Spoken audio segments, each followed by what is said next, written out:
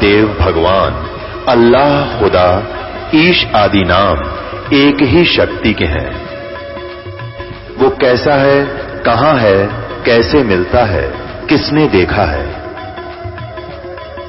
ये प्रश्नवाचक चिन्ह पूर्ण रूप से हटाने के लिए अवश्य सुनिए जगत गुरु तत्वदर्शी संत रामपाल जी महाराज के अमृत वचन, सर्व पवित्र धर्मों के पवित्र शास्त्रों के आधार पर। आप उन पुण्यकर्मी प्राणियों में से हैं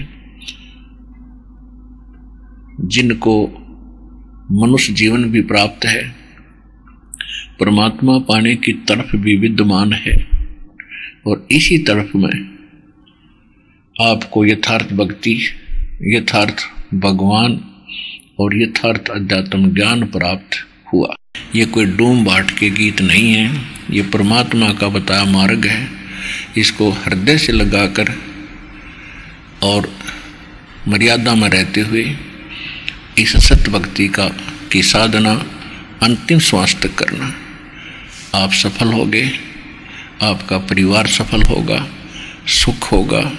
इस गंदे लोक में भी आपको बहुत सुविधाएं भगवान उपलब्ध कराएगा और फिर सतलोक लेकर जाएगा। सत्संग, इस कलयुग के अंदर सत्संग का मिलना बहुत मुश्किल है, और जो संत सत्संग करते हैं वो स्वयं भी भ्रमित हैं, क्योंकि उनके पास सत्संग नहीं है, और फिर उसके बाद उनके पास मोक्ष के वो मंत्र नहीं है जिनसे प्राणी का मोक्ष हो सकता है। तो आज वैसे तो सभी समागम अच्छे होते हैं जहाँ सत्संग हो। सत्संग का अर्थ होता है यथार्थ अध्यात्म ज्ञान का प्रचार। तब तक तो दोष था नहीं जब तक उनको ये ज्ञान नहीं प्राप्त था, क्योंकि काल ने सबकी मति बंद कर रखी है, सबकी बुद्धि पर पत्थर डाल दिए। परमात्मा आए हैं, उसके बाद हम प्राणियों की ये बुद्धि खुली है ये ज्ञान सुन के। तो जब तक इन संतों को ये ज्ञान नहीं था कि तुम गलत मार्ग दर्शन कर रहे हो, तो अब तो उनको तकरीबन सबको पता चल चुका है, क्योंकि बहुत वर्ष हो गए टीवी चैनल के माध्यम से, पुस्तकों के माध्यम से। कहते हैं जान बूझ साची तजय और करे झूठ तने, और वाह की संगत है प्रभु सोपन में भी नहीं दे। ईसा नालायक आदमी जानबूझ के बकवाद गड़े, अनजाने में पता नहीं किन किन पर गलतियां हुई हैं, हम सभी भ्रमित थे। और ज्ञान होने के बाद जानबूझ कर मिसगाइड करता है परमात्मा के बच्चों को। कहते हैं उसके साथ तो स्वप्न में भी नहीं परमात्मा में कभी मिला है ऐसे निकम्मे आदमी से। तो पुण्यात्माओं, सत्संग यदि मिल जाता है, सत्संग सभी अच्छे होते हैं, और सत्संग के अंदर पुण्यात्मा ही आ सकती हैं, अन्य यहाँ नहीं पहुँच पाते क्योंकि उनके भी संस्कार इतने अच्छे बने नहीं हैं। फिर भी आज का जो प्रोग्राम सत्संग प्रारंभ हो रहा है, समागम, ये एक विशेष दिन है इस दास के लिए। परमेश्वर की वाणी माता है कि जा दिन सतगुरु भेंटिए 100 दिन लेखे जान, और बाकी समय व्यर्थ गया बिना गुरु के नाम। जिस दिन आपको दीक्षा प्राप्त होती है, या सच्ची दीक्षा, नकली गुरुओं से भी कोई लाभ नहीं, तो उस दिन आपका अध्यात्म जन्म होता है। बाकी का समय आपका व्यर्थ गया। जैसे पशु पक्षी ही भी अपने बच्चों की परवरिश के लिए अपने घोंसले गुफा बनाने के में ही अपना सारा जीवन व्यर्थ कर देते हैं, ऐसे ही हम और आप कर रहे थे जब तक गुरु नहीं मिले थे। तो आज ये समागम जो प्रारंभ हुआ है, ये फाल्गुन की अमावस्या, इस दिन इस दास को वो परम संत, वो हमारे दाता गुरुदेव मिले थे, उनसे ये दीक्षा प्राप्त हुई थी। और उनसे आशीर्वाद प्राप्त हुआ था। उस दिन अंग्रेजी हिसाब से 17 फरवरी 1988 था और अपने देसी हिसाब से अमावस्या भी थी, फाल्गुन उत्तर के मध्य की जो अमावस्या होती है। तो ये दिन दास का अध्यात्म जन्मदिन है। जैसे आप सुनते हैं कि परमात्मा हमारे लिए भटक रहे हैं, गोता मारूं स्वर्ग में जा बैठूं पाताल, गरीब दास ढूंढता फिरूं मैं अपने हीरे मोती लाल। परमेश्वर कबीर देव जी ने अपनी प्यारी आत्मा गरीब दास जी को बताया। जब उन्होंने पूछा, परमात्मा आप कैसे आए इतनी दूर, हम नालायकों के लिए हमने कितनी गलती कर रखी है, अब भी आपको नहीं पहचान रहे हैं। तब उन्होंने कहा था कि गोता मारूं स्वर्ग में और जा बैठूं पाताल, गरीब दास में ढूंढता फिरूं अपने हीरे मोती लाल। आप उस परमात्मा के हीरे मोती लाल हो, आपको वो इकट्ठे करने पर लगा हुआ है, लेकिन आप अनजान पने में परमात्मा को ना पहचान कर इस काल के जाल में फंसे रह जाते हो। तो परमात्मा प्रत्येक युग में आते हैं, उसके साथ साथ अन्य समय में भी वो जब चाहे कभी भी इस पृथ्वी पर आ जाते हैं। वो परमात्मा कभी जन्म नहीं लेते, सहशरीर आते हैं, सहशरीर चले जाते हैं। एक जीवन प्रत्येक युग में एक जन साधारण की तरह वो जीते हैं, ये उनका नियम है। जैसे इसी कलयुग के अंदर विक्रमी संवत 1455 ज्येष्ठ सुदी पूर्णमासी सन 1398 को सतलोक से आए थे। एक बालक का रूप बनाया था, कमल के फूल पर विराजमान हुए थे। वहाँ से नीरू नीमा नाम के दुल्हा दंपत्ति निसंतान थे, वो घर ले गए थे। और उसके बाद वो परमात्मा धीरे धीरे बड़े हुए, अपनी लीला प्रचार अपने में बाहर छोटी मोटी झोंपड़ी डालकर एक गुरु रूप में रहा करते थे, क्योंकि यहाँ पर दो शक्तियाँ काम कर रही हैं। एक तो जो काल है, इसको शैतान भी कहते हैं, और दूसरा दयाल है, वो कबीर भगवान है, सत्य पुरुष है। हम सत्पुरुष के बच्चे हैं, सत्पुरुष की संतान हैं। चींटी से लेकर हाथी तक, रंग से लेकर राजा और देवताओं तक, और वो हमारे लिए भटक रहे हैं। हम इस झूठे सुख को सुख मानकर अपना जीवन इसी में व्यस्त किए हुए हैं। तो वो परमात्मा कहीं भी आकर के ऐसे रहा करते थे, ज्ञान सुनाते थे। तो यहाँ दो शक्तियाँ हैं। ये काल चाहता है कि इनको यथार्थ ज्ञान ना हो, भगवान की जानकारी इनको सौंपन में भी ना हो। यदि इनको परमात्मा पाने की तड़प हो तो नकली दूत संत बिना गिनती के भेज रखे हैं, छोड़ रखे हैं। गांव गांव में, नगर नगर में, डगर डगर में वो सब भ्रमित करने पर लगा रखे हैं। वो अपना भी जीवन नाश कर जाते हैं और भोले श्रद्धालुओं को भगवान से दूर करने का पाप भी वो सिर पर रख ले जाते हैं। तो इस शैतान का तो काम ये है कि भक्ति से दूर रहें, यथार्थ मार्ग पर ना चलें। और परमात्मा की ये कोशिश रही है कि इस कलयुग के पीक टाइम तक, प्राइम टाइम ये जो चल रहा है पिछली पीढ़ी का, यहाँ तक इस भक्ति की आस्था, भक्तों के अंदर भगवान की आस्था बनाए रखूं, ताकि इनमें तड़फ बनी रहे और उस कलयुग के उस समय में ये मेरे पास आए और इनका कल्याण हो सके। तो इसी प्रकार एक नगर के पास परमात्मा ऐसे ही एक साधु संत के रूप में रह रहे थे, और उनके कई परिवार उनके शिष्य हुए। तो उस परिवार की एक लड़की कहीं विवाही दूसरे गांव में उसका विवाह हुआ। तो परमात्मा संत रूप में विराजमान रहते हैं। तो उन्होंने कभी कुछ दिनों के बाद उनके घर वालों से कहा कि बेटी का विवाह कहाँ हुआ है। उन्होंने बताया कि ऐसे ऐसे उस गांव के अंदर विवाह कर रखा आपकी पुत्री का। तो परमात्मा ने यानी संत रूप में उस संत ने कहा कि मैं कभी उधर जाऊंगा तो बेटी को मिल के आऊँगा। और उनके माता पिता ने भी कहा कि भगवान जरूर दर्शन दे के आना, कहीं भूल ना पड़ जाए बेटी के। इस उद्देश्य से वो संत उस लड़की के वहाँ ससुराल चले गए। तो उस लड़की ने जाकर के अपनी सास को भी काफ़ी पढ़ाया, उसको ये ज्ञान सुनाया। कुछ दिनों के बाद उस माई ने, उसकी सास ने भी दीक्षा ले ली उसके साथ कहीं पर आके मालिक से, उसी संत से। संत के शिष्य ज़्यादा होने से कई बार पहचान भी नहीं होती। तो जब वो संत जी वहाँ पहुँचे, कुशल मंगल पूछा, तो संत जी ने पूछा, गुरु जी ने पूछा, बेटी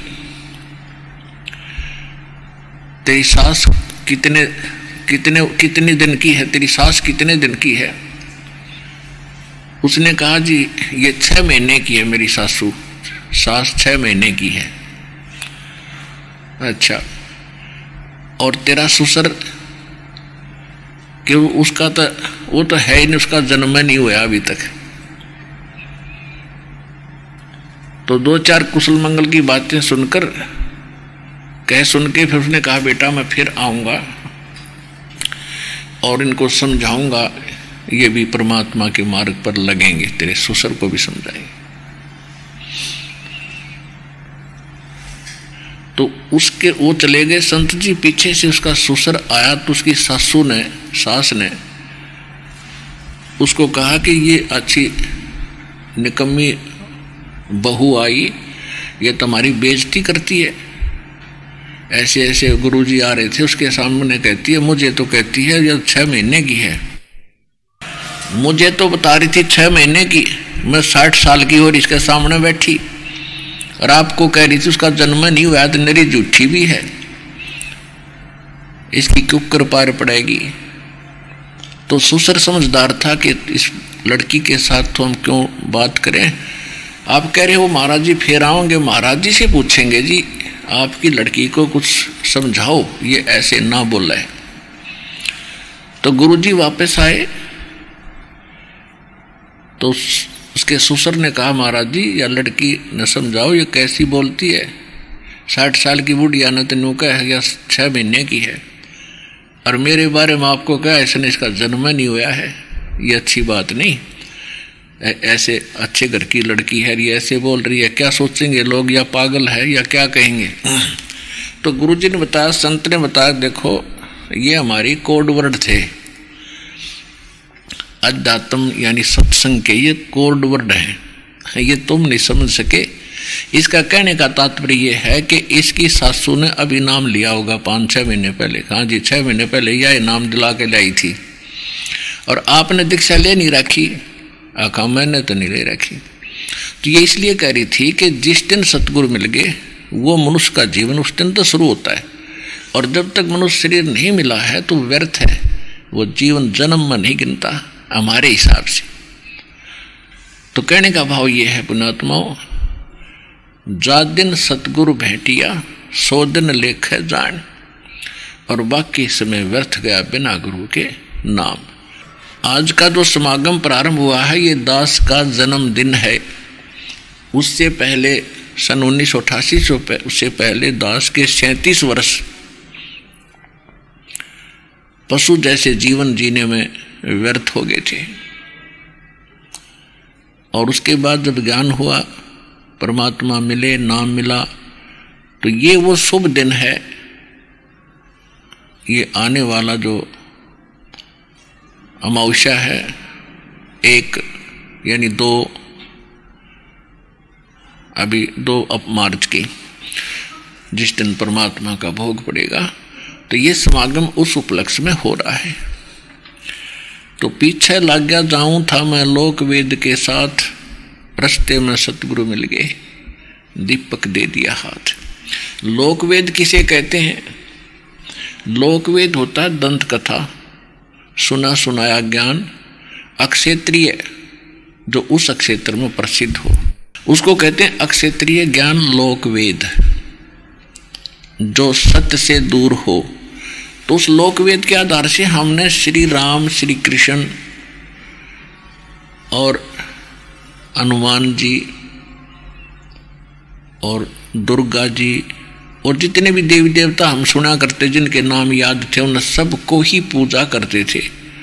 और श्री ब्रह्मा, श्री विष्णु, श्री शिव जी के विषय में हम सुना करते थे कि अजरो अमर हैं, ये सर्व संकट मोचन हार हैं, सर्व सुखदायी हैं, इन अजन्मा हैं, इनके जन्म मृत्यु नहीं होती।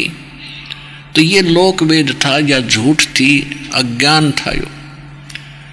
अब इनके इतिहास में इनकी जीवनी से पता लगा, जिन पुस्तकों को हम हृदय से लगाए रखते थे और सत्य मानते थे पवित्र पुराणों को, तो उन्हीं पुराणों में आज हम पढ़ रहे हैं कि ये खुद मानते हैं कि हमारा जन्म मृत्यु होता है, हम अविनाशी नहीं।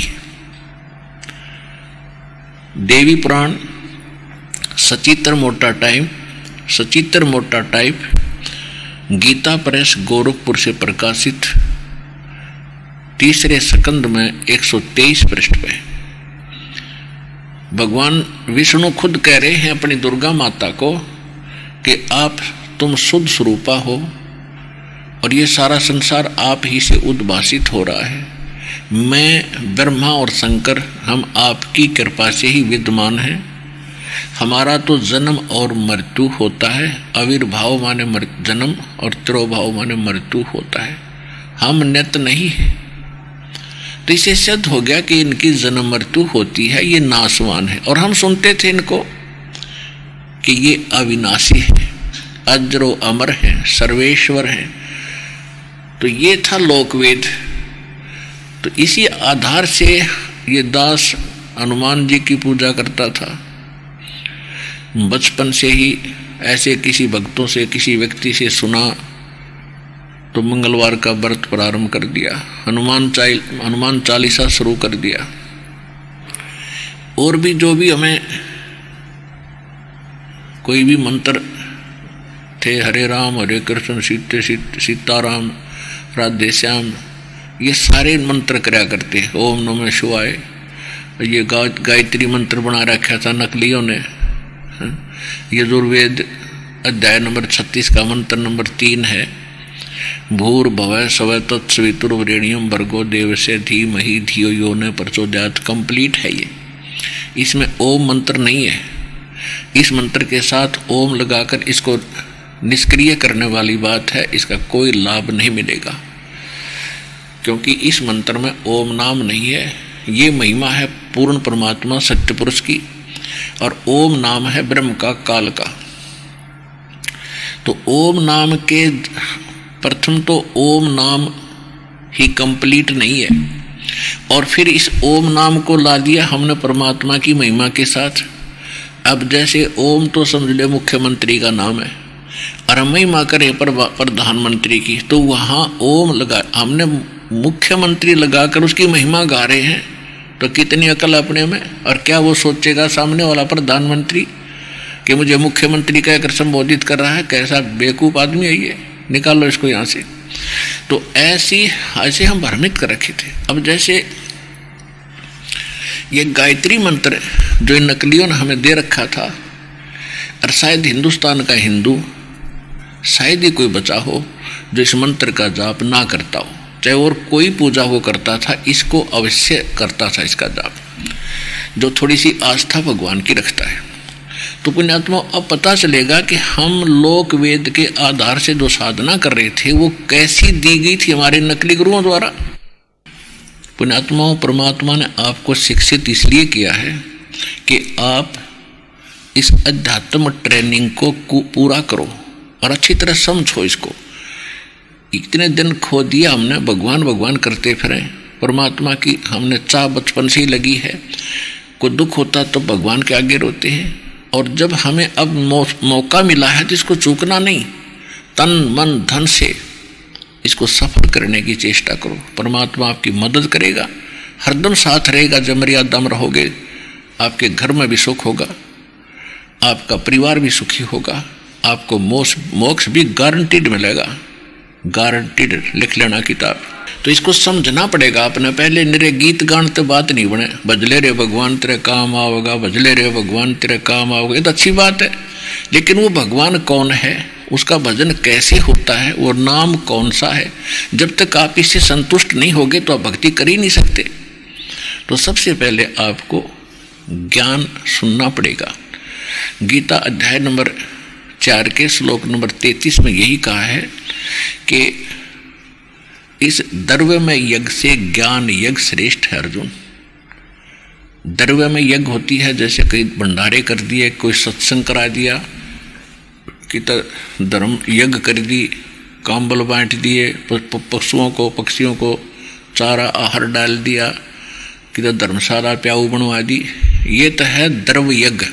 हवन कर दिया, जो द्रव्य से यानी पैसे से होने वाले धार्मिक अनुष्ठान, उसको द्रव्य यज्ञ कहते हैं।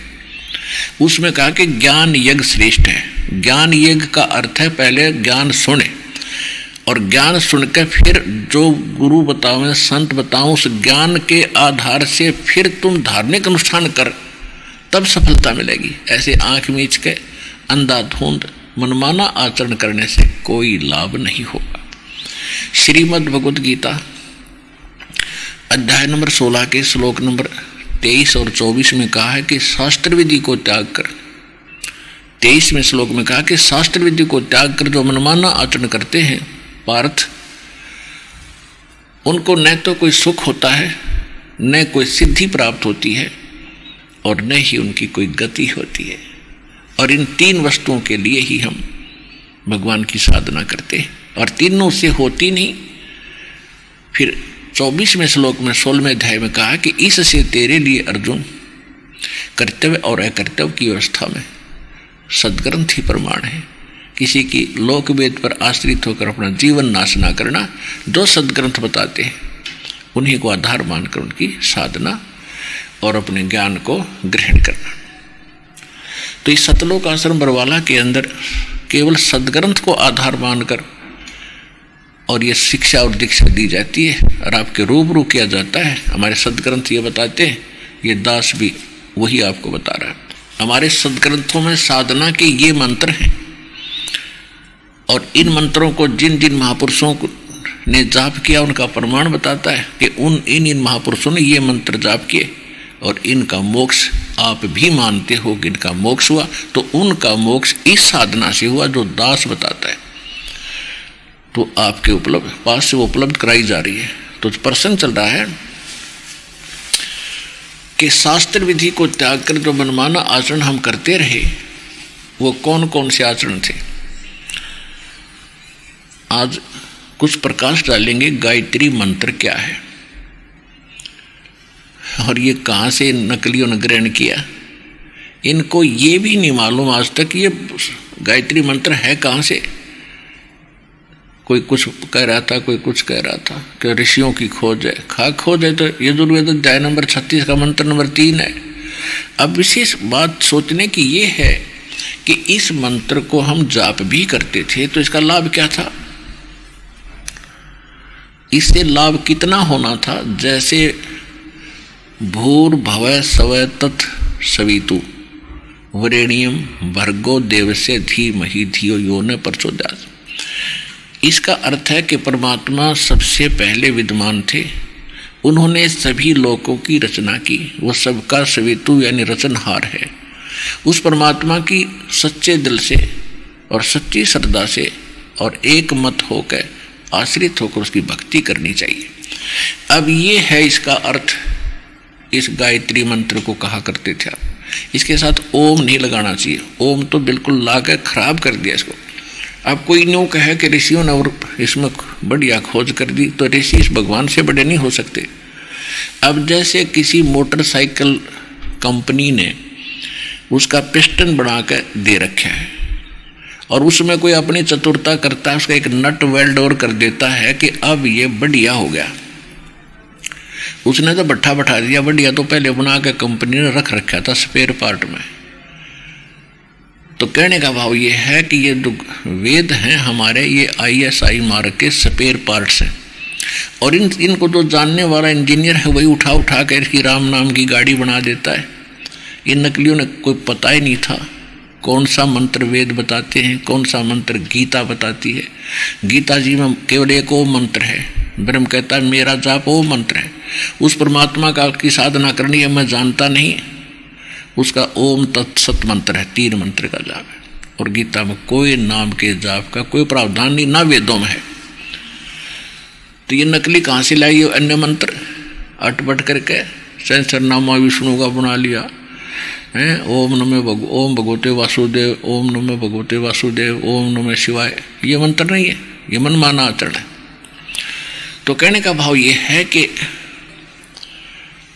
इस जैसे ये गायत्री मंत्र है, इसका अर्थ ये दास ने बताया है, ये बनता है।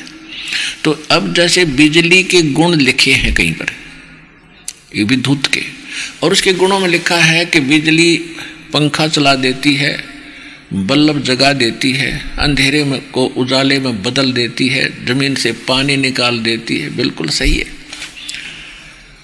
और कोई इस सेंटेंस को पढ़ता रहे पढ़ता रहे पढ़ता रहे, 1000 लाख बार पढ़ ले, क्या यूज हुआ उसका? उस जो गुण बिजली के लिखे हैं वो प्राप्त कैसे होंगे, ये मेथड, ये तरीका खोजना था। उसका तरीका इससे हटकर है। किसी व्यक्ति से पूछे भी कनेक्शन कैसे मिलता है, वो कौन कौन से पेपर तैयार करने पड़ते हैं, वो सारे तैयार करें। जो भी उनकी फॉर्मेलिटी है बिजली प्रदान करने वाले महकमे की, वहाँ जावे और उनके बताए अनुसार सारे फार्म भरे, विटनेस दिवावे और फिर वो कनेक्शन देंगे। तो जो गुण आप सुना करते, गाया करते, बोलिया करते, आप भी रोज रटा करते, वो गुण तब मिलेंगे जब आप कनेक्शन ले लोगे। फिर वो गुण गाइयो चाहे ना गाइयो, फिर तो रोज उनका आनंद लीजियो। तो इस गायत्री मंत्र में ये गुण है उस भगवान के। परमात्मा सर्वप्रथम विद्यमान थे, उन्होंने सारी सृष्टि रची है, वही सबके हितैषी है, वरेण्यम है और सबके वो दाता है। उसकी भक्ति करनी चाहिए अपनी सच्चे दिल से, सच्ची बुद्धि से, और कुछ बुद्धि का प्रयोग करो, परमात्मा को जानो। इस तरह का उसका अनुवाद है। तो उसको हम रोज पढ़ते रहे। भगवान सर्वप्रथम थे, परमात्मा ने सब रचना रची, उसकी भक्ति करनी चाहिए, सच्चे दिल से करनी चाहिए, करते रहो। तो उस गायत्री मंत्र के 1 लाख जाप करने, करोड़ जाप करने से कोई लाभ नहीं होगा जब तक वो गुण जो भगवान के अंदर हैं उनको प्राप्त कराने वाला कनेक्शन यानी सतगुरु नहीं मिलेगा। इसलिए वो साधना शास्त्र विधि त्याग कर ये मनमाना आचरण था और इस गायत्री मंत्र का कोई लाभ आपको नहीं मिला, जिस कारण से आप भक्ति करते करते भी सब दुखों का सामना करते रहे। उसके बाद आप प्रेत पितर बनकर श्राद्ध खाने के लिए तत्पर रहे, यानी आपके श्राद्ध निकलवाए जा रहे थे। तो क्या लाभ दिया उस साधना आपको? इसी प्रकार अन्य जो साधनाएं हैं, अब जैसे व्रत रखते हैं, व्रत रखने से क्या लाभ होगा? जैसे 10 मंगलवार का व्रत रखा करता हनुमान जी का, और छोटी उम्र में ही लग गया था 4वीं 5वीं कक्षा से, तो बच्चे को भूख तक नहीं लग गया करे कि वो सारे दिन उछल कूद मचानी, और उस दिन व्रत रखना कंपलसरी। अब 12 बजे के बाद खाना खा सकते थे, उससे पहले खाना नहीं खा सकते। तो जब तक रोटी ना मिलती इतना हनुमान थोड़ा याद आया करता, रोटी घनी याद आया करती। अन्य सोचा करते कब 12 बजे रोटी खावें, पेट पकड़ कर बैठ जाते। तो कहने का भाव ये है कि starvation could not lead to salvation. भूखा मरने से भगवान नहीं मिल सकता।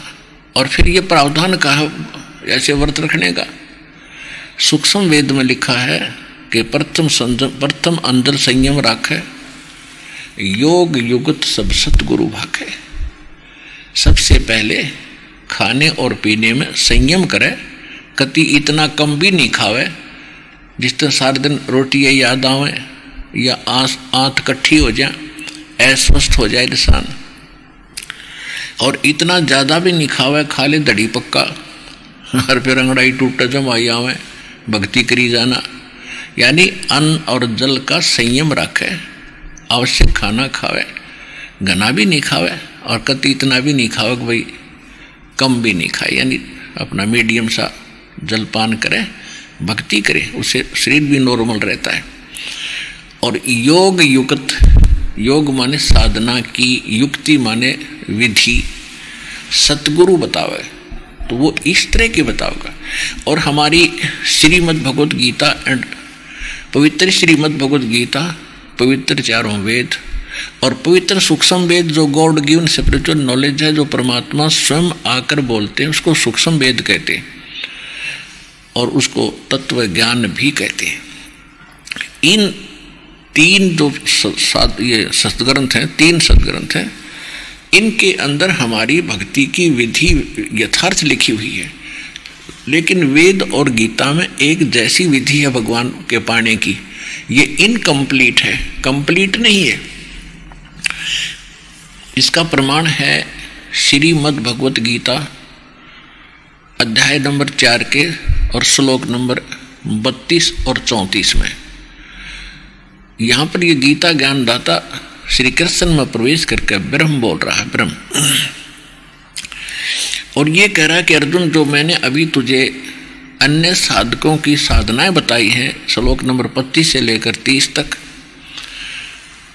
कोई कैसी, कोई देवताओं की पूजा करता है, कोई एक पैर के खड़ा होकर के तप करता है, और कोई प्राणायाम आदि करके सोचा भाई इससे मोक्ष हो गया, कोई घोर तप को तपता है, और कोई केवल स्वाध्याय करते हैं, कोई हिंसक अहिंसावादी घोर व्रत रखते हैं, जैसे मुंह पर पट्टी बांध कर नंगे पैरों घूमते हैं, हम हिंसा नहीं करते, हम हिंसा नहीं करते, अहिंसा में विश्वास रखते। कहते ये साधना करने वाले साधक अपनी अपनी साधनाओं को ये पापनाशक जानते हैं। पापनाशक मीन मोक्षदायक, पापनाश होंगे तभी तो मोक्ष होगा, तो मोक्षदायक मानते हैं। लेकिन चौथे अध्याय के फिर 32वें श्लोक में कहा है कि उस सच्चिदानंद घन ब्रह्म ने अपने मुख कमल से जो ज्ञान बोला होता है, उनकी उस सच्चिदानंद घन ब्रह्म की वाणी कहलाती है। उस वाणी के अंदर यज्ञों यानी धार्मिक अनुष्ठानों की, साधनाओं की जानकारी विस्तार के साथ कही गई है।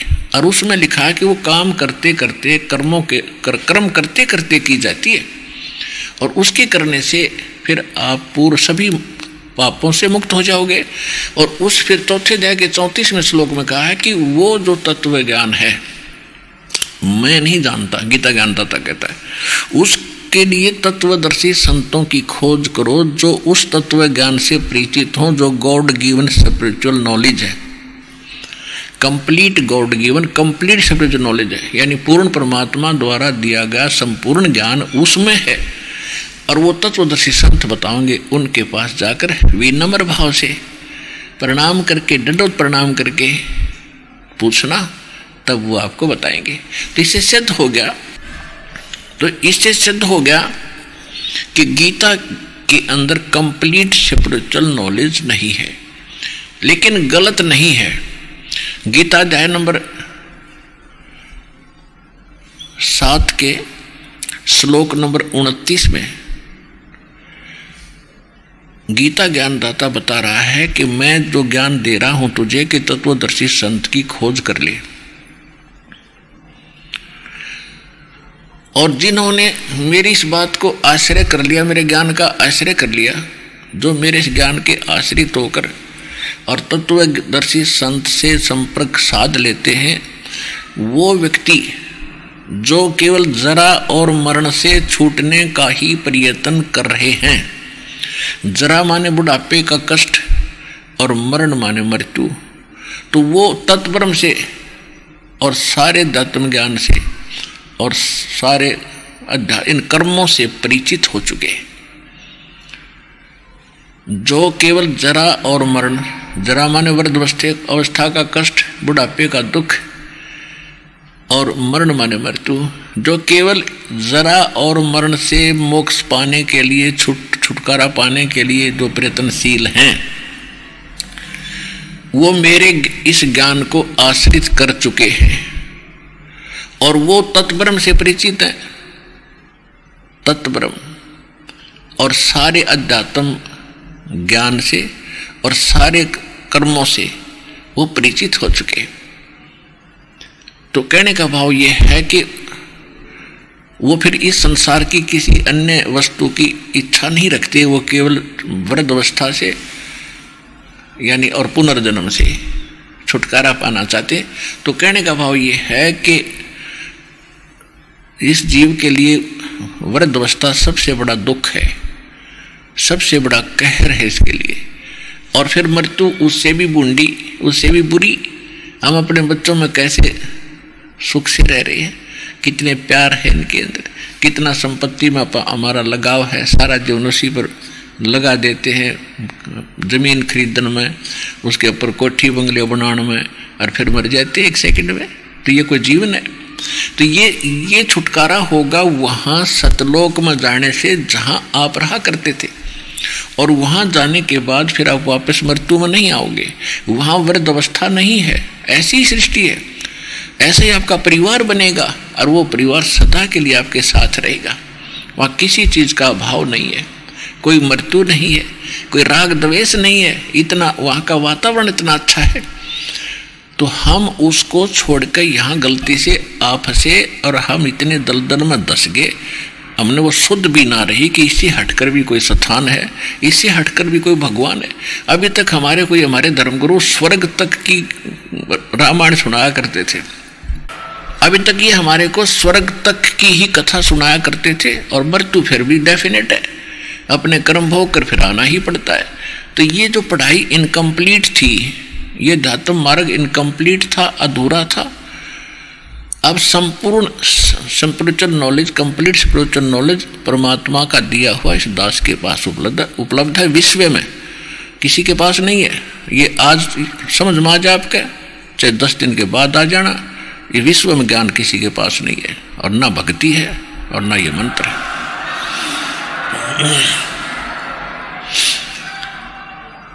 तो कहने का तात्पर्य ये है कि ये कह रहा है कि वो जो इस बात से परिचित हो चुके हैं और उन्हें तत्वदर्शी संतों से मिलन उनका हो चुका है, वो ही व्यक्ति, वही साधक केवल उस स्थान को पाने की चेष्टा करते हैं जहाँ जरा और मरण नहीं है, जहाँ वृद्ध अवस्था और मृत्यु नहीं है। 8वें अध्याय के प्रथम मंत्र में अर्जुन ने पूछा कि किम तत्परम, वो तत्परम क्या है जिसके विषय में आप कह रहे हो कि जो व्यक्ति केवल जरा और मरण से छूटने का प्रयत्न करते हैं, तो ऐसा वो तत्परम कौन है, ऐसा वो तत्परम क्या है, अध्यात्म क्या है? तो 8वें अध्याय के 3रे श्लोक में गीता जी में गीता ज्ञानदाता कहता है कि वो परम अक्षर ब्रह्म है, यानी गीता ज्ञानदाता से अन्य है। और गीता अध्याय नंबर 15 के श्लोक नंबर 1 से 4 में और 16 और 17 में एक निष्कर्ष दिया है, तत्वदर्शी संत की पहचान भी बताई है कि ये उल्टा लटका हुआ संसार रूपी वृक्ष जानो। जैसे जड़ वृक्ष तो वैसे नीचे से ऊपर होता है, जमीन में जड़ होती है, ऊपर तना होता है, डार होती है, शाखा होती है, पत्ते होते हैं। तो इसको ये समझ लो कि ये उल्टा लटका हुआ है, ऊपर को जड़ है, वो तो पूर्ण परमात्मा है, क्योंकि जड़ ही पूरे वृक्ष को आहार देती है, पालन करती है। तो वो परमात्मा जो पालन करता है वो तो सतलोक और सचखंड ऊपर रहता है, और नीचे की इसके तना ये तो अक्षर पुरुष है। गीता ज्ञानदाता नहीं बता, गीता ज्ञानदाता ने तो इतना कहा है कि ऊपर को जड़ और नीचे को तीनों गुण रूपी शाखा वाला ये उल्टा लटका हुआ संसार रूपी पीपल का वृक्ष जानो। और जो संत इसके सारे भी भाग जानता है, स वेदविद, वो तत्वदर्शी संत है, वो वेद के तात्पर्य को जानता है, उससे बात कर। तो जैसे परमात्मा की लीला में लिखा है कि वो स्वयं आकर के यथार्थ ज्ञान अपनी अच्छी आत्माओं को देते हैं, सतलोक से चलकर आते हैं, तो 600 वर्ष पहले परमात्मा ने वो भूमिका की थी। इस तत्व ज्ञान को 600 वर्ष पहले बोला था, जिसे सच्चिदानंद घनब्रह्म की वाणी 4थे अध्याय के 32वें श्लोक में गीता जी में कहा है। तो उसमें क्या लिखा है कि अक्षर पुरुष एक पेड़ है और सरपुरुष वा की डार और तीनों देवा शाखा है, ये पात रूप संसार। 600 वर्ष पहले सूक्ष्म वेद के अंदर ये कंप्लीट गीता ज्ञान निष्कर्ष दे रखा था 15वें अध्याय का एक श्लोक में। अक्षर पुरुष एक पेड़ है, सरपुरुष वा की डार और तीनों देवा शाखा है, ये पात रूप संसार। अब अक्षर पुरुष कौन है? तो ये बताया है कि जो तत्वदर्शी संत वो होगा, इस वृक्ष संसार रूपी वृक्ष के सब विभाग बता देगा। अब जड़ तो है पूर्ण परमात्मा परम अक्षर ब्रह्म, जिसमें गीता अध्याय नंबर 8 के श्लोक नंबर 3 में गीता ज्ञान दाता जिसके विषय में संकेत करता है वो तो है परम अक्षर ब्रह्म। और गीता अध्याय नंबर 15 के श्लोक नंबर 16 और 17 में 3 पुरुष बताए, एक सरपुरुष एक अक्षर पुरुष। सरपुरुष ये ब्रह्म है जो गीता ज्ञान बोल रहा है श्री कृष्ण में प्रवेश करके, ये केवल 21 ब्रह्मांड का स्वामी है, 21 ब्रह्मांड। और दूसरा अक्षर पुरुष है, वो 7 संख ब्रह्मांड का स्वामी है, मालिक है, प्रभु है, स्वामी है। और इसमें गीता अध्याय नंबर 15 के श्लोक नंबर 16 में लिखा है कि यहाँ 2 पुरुष हैं, सरपुरुष और अक्षर पुरुष, और इनके अंतर्गत जितने प्राणी इनके लोकों में और ये स्वयं ये सारे के सारे नाशवान हैं, लेकिन जीव आत्मा किसी की नहीं मरती। फिर 15वें अध्याय के 17वें श्लोक में कहा कि उत्तम पुरुष है तू अन्य परमात्मा इति उदाहरते। वो पुरुषोत्तम उत्तम पुरुष श्रेष्ठ भगवान तो इन दोनों से सरपुरुष और अक्षर पुरुष है, कोई और है, और उसको परमात्मा कहा जाता है। और ये लोग त्रयम अविश्य विवृत्ति जो तीनों लोकों में प्रवेश करके सबका धारण पोषण करता है, वो अवैश्वर है, वो है वास्तव में अविनाशी भगवान। तो संसार रूपी वृक्ष की का पोषण मूल से होता है। तो मूल जो है वो परम अक्षर पुरुष है, परम अक्षर ब्रह्म को हो, परम अक्षर पुरुष को हो। अब हम आते हैं गीता अध्याय नंबर 8 के और श्लोक नंबर गीता अध्याय नंबर 15 के श्लोक नंबर 1 से 4 का निष्कर्ष है कि तत्वदर्शी संत वो होगा जो इसके सभी भागों को भिन्न भिन्न बता देगा। सरपुरुष कौन है, परम अक्षर पुरुष कौन है और अक्षर पुरुष कौन है, डार कौन है, यह आपको बता दिया कि संसार रूपी वृक्ष की मूल तो परम अक्षर ब्रह्म है, परम अक्षर पुरुष कहो, परम अक्षर ब्रह्म कहो। और तना जो जमीन से बाहर दिखाई देता उसको वो सरपुरुष जानो, सरपुरुष न अक्षर पुरुष, अक्षर पुरुष जिसको परब्रह्म भी कहते हैं, जो 7 संग ब्रह्मांड का स्वामी है। उसके बाद उस तने से एक मोटी डार निकलती है, वैसे तो बहुत सी निकलती है, उनमें से एक को समझो ये सरपुरुष है, ज्योत निरंजन है, ये काल है, 21 ब्रह्मांड का स्वामी है, ये ब्रह्मा विष्णु महेश का पिता है।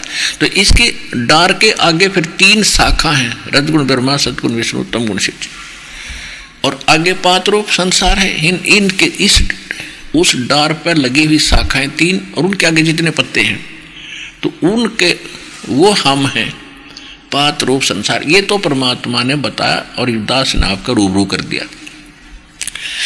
तो ये कंप्लीट जो ज्ञान इनका बताता है वो तत्वदर्शी संत है। तो इस विश्व में आज तक आपने भी खूब अध्यात्म मार्ग की खोज की है, संतों से भी मिले हो, सदग्रंथ भी आपने बहुत पढ़े हैं, आज तक आपको ये ज्ञान बतानिया नहीं मिला होगा।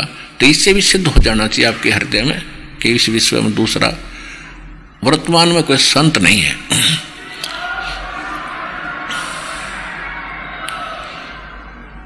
जो तत्वदर्शी संत हो। अब प्रश्न आता है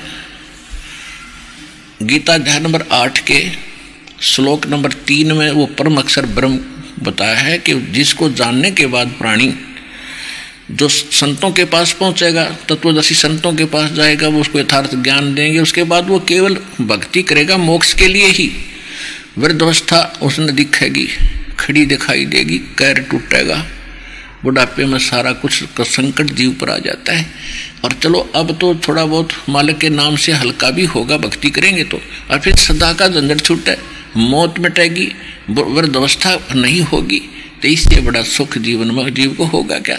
और मनुष्य जीवन सदा रहेगा। तो वो स्थान और उस वस्तु को पाने के लिए एकमात्र स्थान सतलोक आसन बरवाला जिला हिसार हरियाणा में है, और इस दास के पास उपलब्ध है, विश्व में नहीं है। अब बार बार इसलिए कहना पड़ता, जैसे बच्चा आप पहली क्लास के बच्चे हो, अपने ज्ञान सुना नहीं था, और लोक वेद सुनकर पत्थर हुए पड़े हो, प्रथम बार समझ में नहीं आता है, रामपाल कह रहा है, अटपट कर रहा है, ब्रह्मा विष्णु में इसको नाशवान दिखा बता रहा है, और जब प्रमाण दिखाता है दास दांता तो उंगली दबाते रह जाते हो आप, और तेरा गजब हो, ज्ञान तो ये था, उन्हें फोड़ दिया भाग हमारे नालायका नाच तक सारे उल्टा उल्टी पढ़ाई पढ़ा दी। तो आज आप जैसे बच्चे को 1 वर्ष तक पहली कक्षा में यही पढ़ाया जाता है, आ का आम, ई की इमली, फिर बोलो। जब जाके 1 वर्ष के बाद उसकी बुद्धि कैच करने लगा है आ का आम ईसाओं से, फिर वो दूसरी कक्षा में अक्षर जोड़ने लगे। तो इसलिए बार बार आपको बताया जा रहा है, और इस बात से बुद्धिमान हो आप भी परिचित हो कि सत्य यही है। क्योंकि यहाँ आने वाला व्यक्ति ऐसे वैसे नहीं आता, दूध और पानी छान कर और पूरा ज्ञान समझकर सब प्रमाण मिलाकर तब यहाँ पहुँचता है। नहीं तो हम भ्रमित कर ही रखे हैं, पर प्रथम बार तो सुनने को दिल नहीं करता इस सच्चे ज्ञान को। ऐसा हो जाता जैसे कुनीन खा लियो, फिर रोग कटेगा कुनीन न खानते, या खानी पड़ेगी आपने। राज्य होकर खा लो चाहे दुखी होकर खा लो, इसको एक बार खाना शुरू कर दो फिर कितनी मीठी होगी देखना।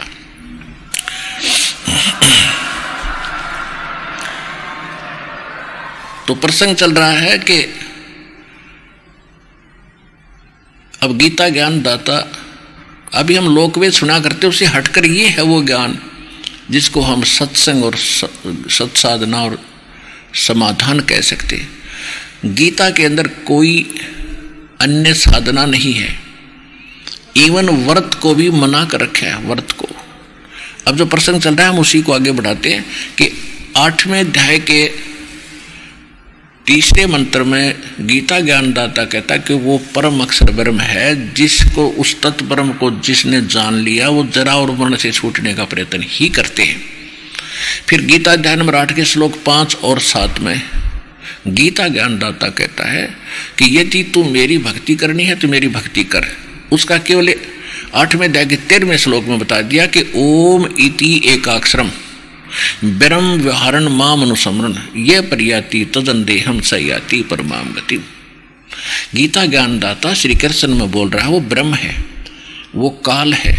वो कहता है कि मुझ ब्रह्म का यदि इतने साधना करनी है तो केवल एक ओम अक्षर है, नथिंग एल्स, और कुछ नहीं। ओम इति यह है एकाक्षरम, एक अक्षर ओम है।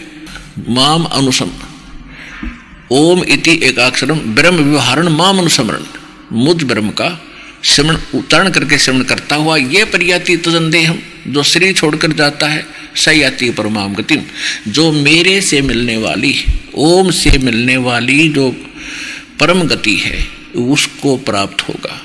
वो परम गति कौन सी है? ब्रह्मलोक प्राप्ति होती है। गीता अध्याय नंबर 8 के ही श्लोक नंबर 16 में कहा कि अर्जुन के ब्रह्मलोक में गए हुए प्राणी भी फिर वापस जन्म मृत्यु में आते हैं। इति सिद्धम कि ओम के नाम के जाप से वो मोक्ष नहीं हुआ। कौन सा? जिसमें जन्म मृत्यु हो रही है, यदि ये हुआ, और वो नहीं हुआ जिसमें जन्म मृत्यु कभी नहीं होती। तो जिसमें जन्म मृत्यु यहाँ कभी में नहीं आते वो है कंप्लीट सोल्वेशन, वो कंप्लीट मोक्ष है, कल्याण है, पूर्ण मोक्ष। गीता अध्याय नंबर 15 के श्लोक नंबर 4 में कहा कि तत्वदर्शी संत की प्राप्ति के पश्चात परमेश्वर के उस परम पद की खोज करनी चाहिए जहां जाने के बाद साधक फिर लौटकर कभी संसार में नहीं आते। और जिस परमात्मा ने सारे ब्रह्मांडों की रचना की है, यानी संसार रूपी वृक्ष की प्रवृत्ति जिससे विस्तार को प्राप्त हुई है, यानी जिसने सब ब्रह्मांडों की रचना की है वो परमात्मा है। और उसकी भक्ति करने से वहाँ उसके वो तत्वदर्शी संत बताएंगे, उसके बाद उस परम पद की खोज करनी चाहिए जहाँ जाने के बाद फिर लौटकर कभी संसार में नहीं आते। और उस केवल एकमात्र उसकी भक्ति कर और उसी की शरण ग्रहण कर। तो ये गीता अध्याय नंबर 8 के श्लोक नंबर 5 और 7 में और 13 में ये कहता है कि मेरा ओम मंत्र है और तो मेरा जाप कर, निसंदेह तो युद्ध भी कर और मुझे प्राप्त होगा। अब यहाँ दो बातें चल रही हैं कि एक तो जैसे हम हठ योग करते थे, बताते रहे ये जैसे 2.5 घंटे सुबह बैठो, 2.5 घंटे शाम बैठो, ये हठ योग है। ये किसी सदग्रंथ में नहीं है। तो साधना पहले तो मंत्र गलत, फिर उसके जाप करने की जो हठ योग वो विधि गलत। तो इस करके ये सब भक्ति करते करते भी अपना जीवन व्यर्थ करते रहे। तो इसमें क्या कहा, तो युद्ध भी कर और ओम नाम का जाप भी कर। ऐसा ही है। सूक्ष्म वेद में कहा कि नाम उठत नाम बैठत नाम सोवत जागवे, नाम खाते नाम पीते नाम सेती लागवे। यानी कोई हठ योग नहीं, विशेष समय निर्धारित करने की आवश्यकता नहीं। इसमें तो इतना समय आपको मिलेगा नहीं। आप तो चलते फिरते कोई काम में जब भी कार्य से फुर्सत मिलने वाले का जाप शुरू कर दे। यानी इस तरफ में लगा रहा टाइम संसारिक काम से फुर्सत मिले और बकवाद सोचने की बजाय अपना मंत्र करें या अपना नित्यनेम कर ले, रमैणी कर ले, आरती का समय निकाल ले। ये है रियल वे ऑफ वर्शिप। और जिसको हमारे सब ग्रंथ भी सेकंड कर रहे हैं, प्रमाणित कर रहे हैं, आपके सामने बता रहा दास। तो इसमें लिखा कि तू युद्ध भी कर और मेरा सिमरण भी कर। बिल्कुल सही है।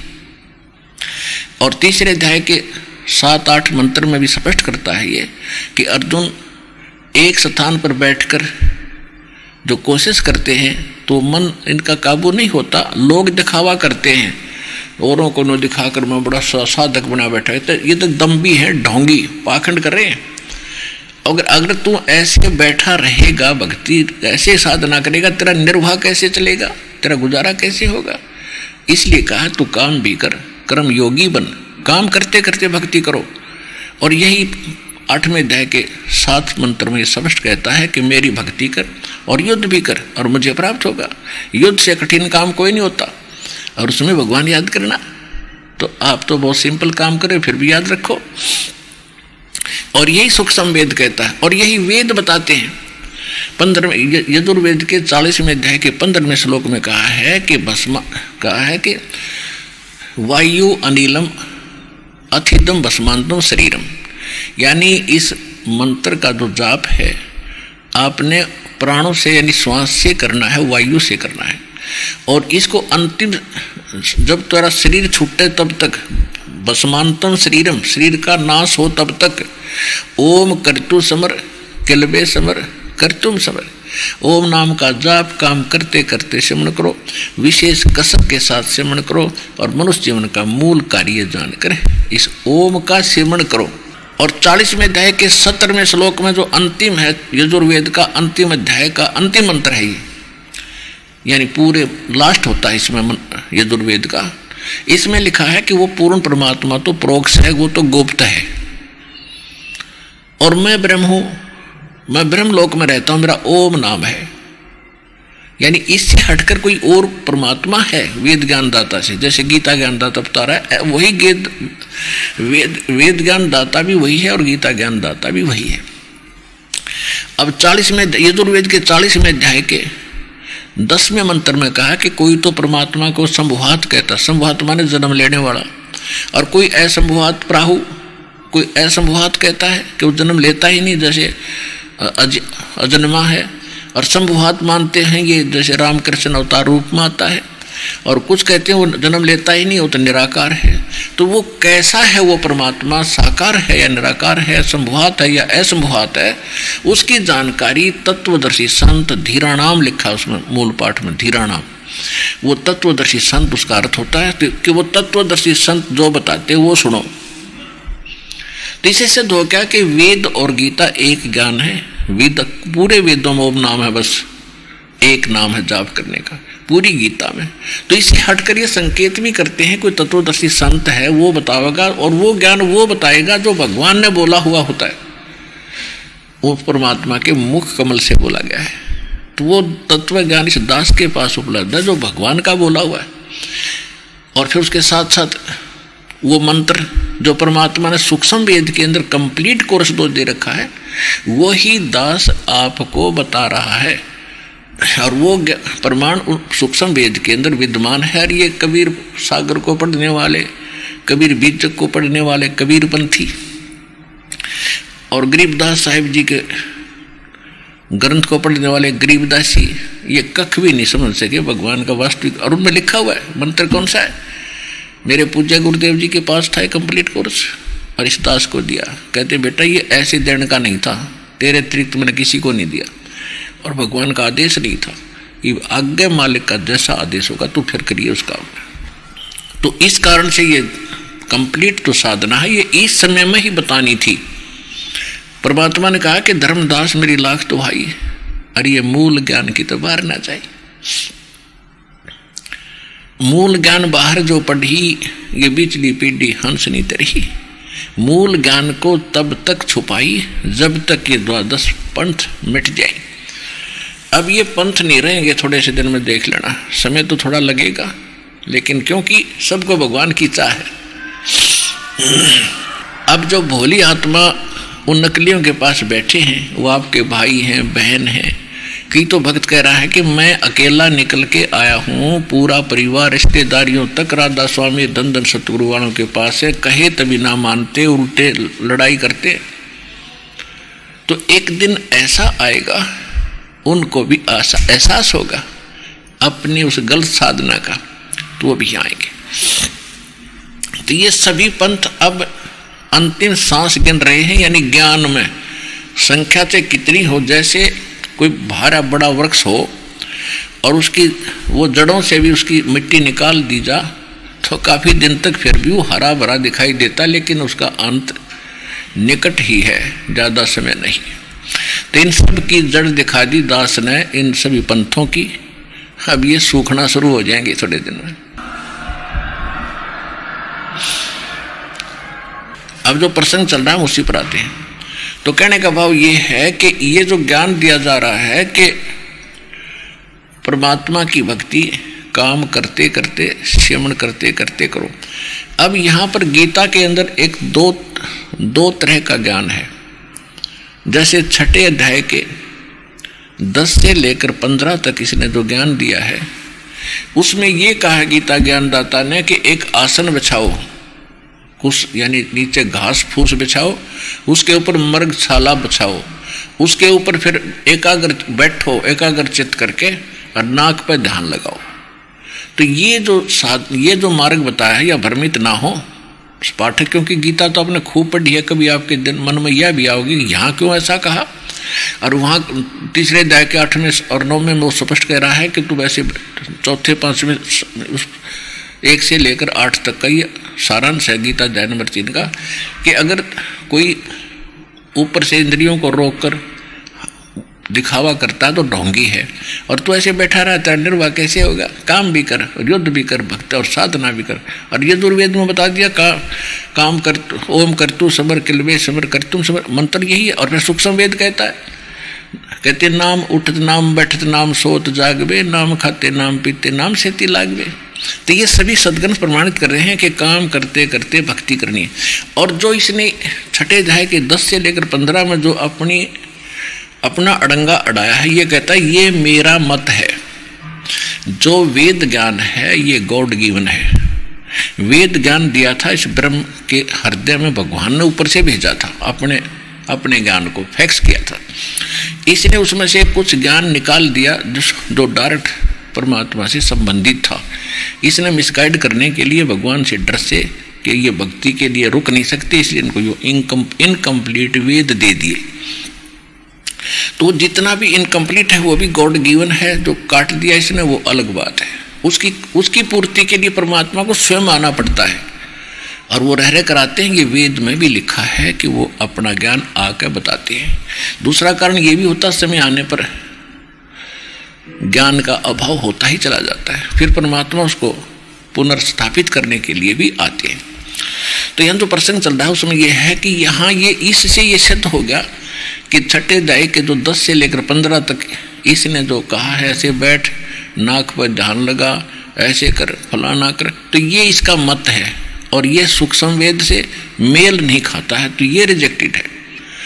और इसने फिर तीसरे अध्याय के अंदर 3 से लेकर 8-9 तक ये स्पष्ट कर ही रखा है कि तू कर्मयोगी बन, एक स्थान पर बैठा रहा, तेरा निर्वाह कैसे होगा। और वहाँ कहता है एक स्थान पर बैठ और ध्यान लगा, तो वो इसका अपना मत है जो अन्य वेदों ज्ञान से, भगवान के दिए ज्ञान से नहीं मेल खाता, उसको हम छोड़ देंगे।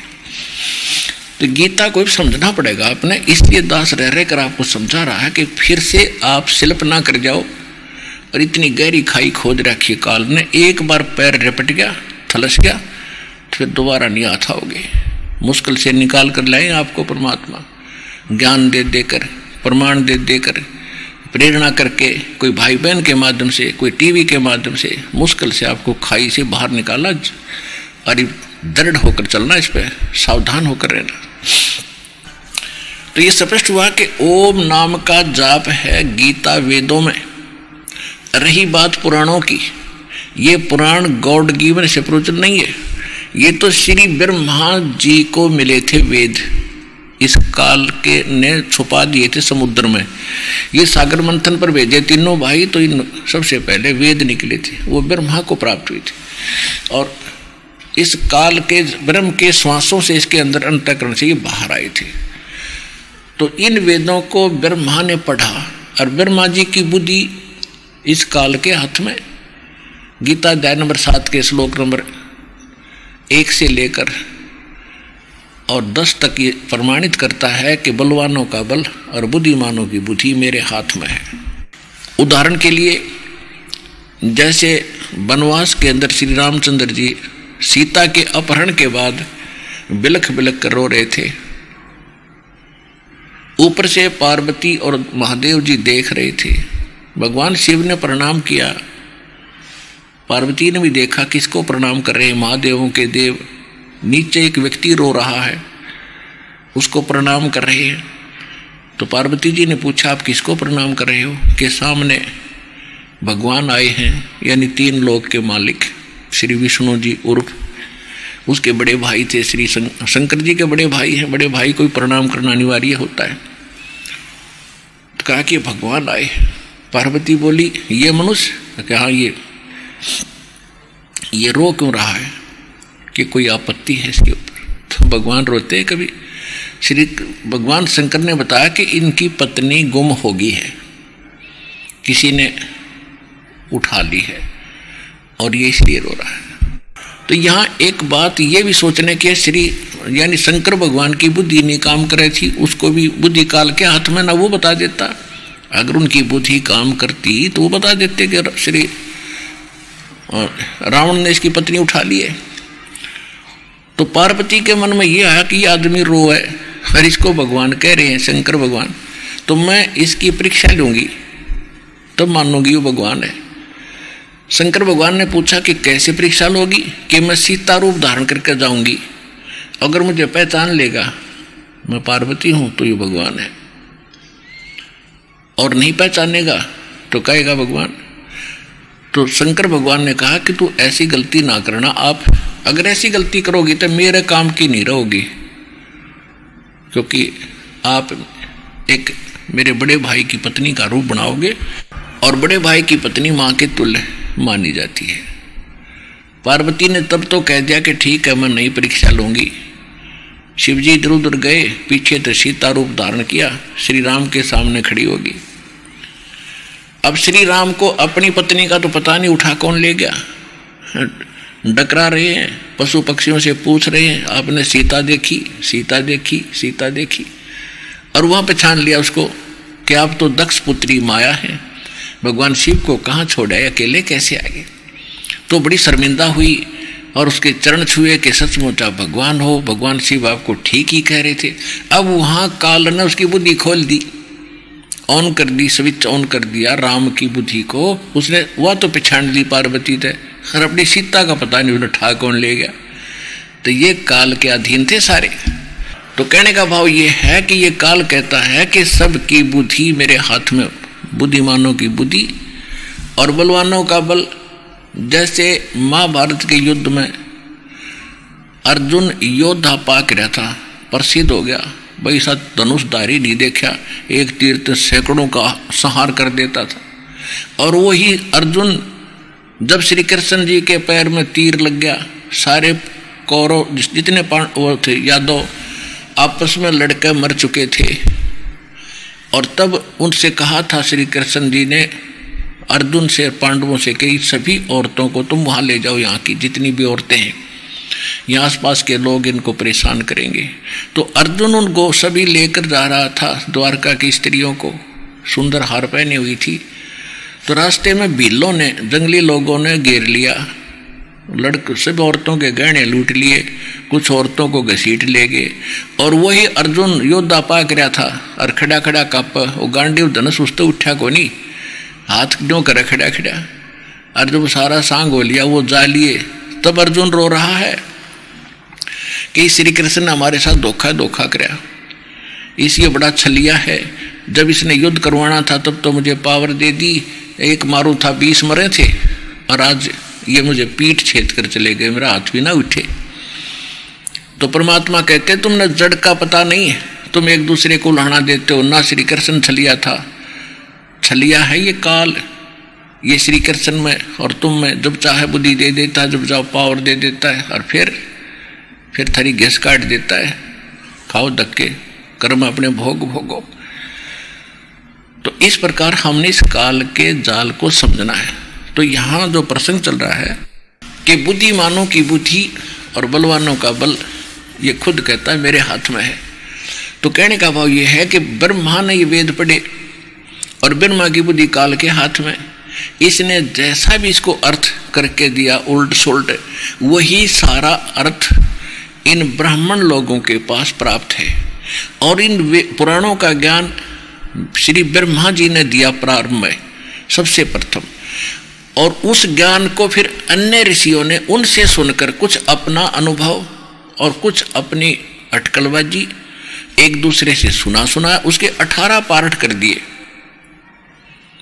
तो कहने का भाव ये है कि जो ये पुराण है 18, अगर इनमें वेद से जैसे कोई कथा कहानी है उसको तो सत्य मानो, जो कथा कहानी है वो तो सत्य है, लेकिन जो मंत्र की विधि है और वो सूक्ष्म वेद से मेल नहीं खाती है और वेदों से मेल नहीं खाती है, तो वो भक्ति की विधि गलत है, वो साधना गलत है।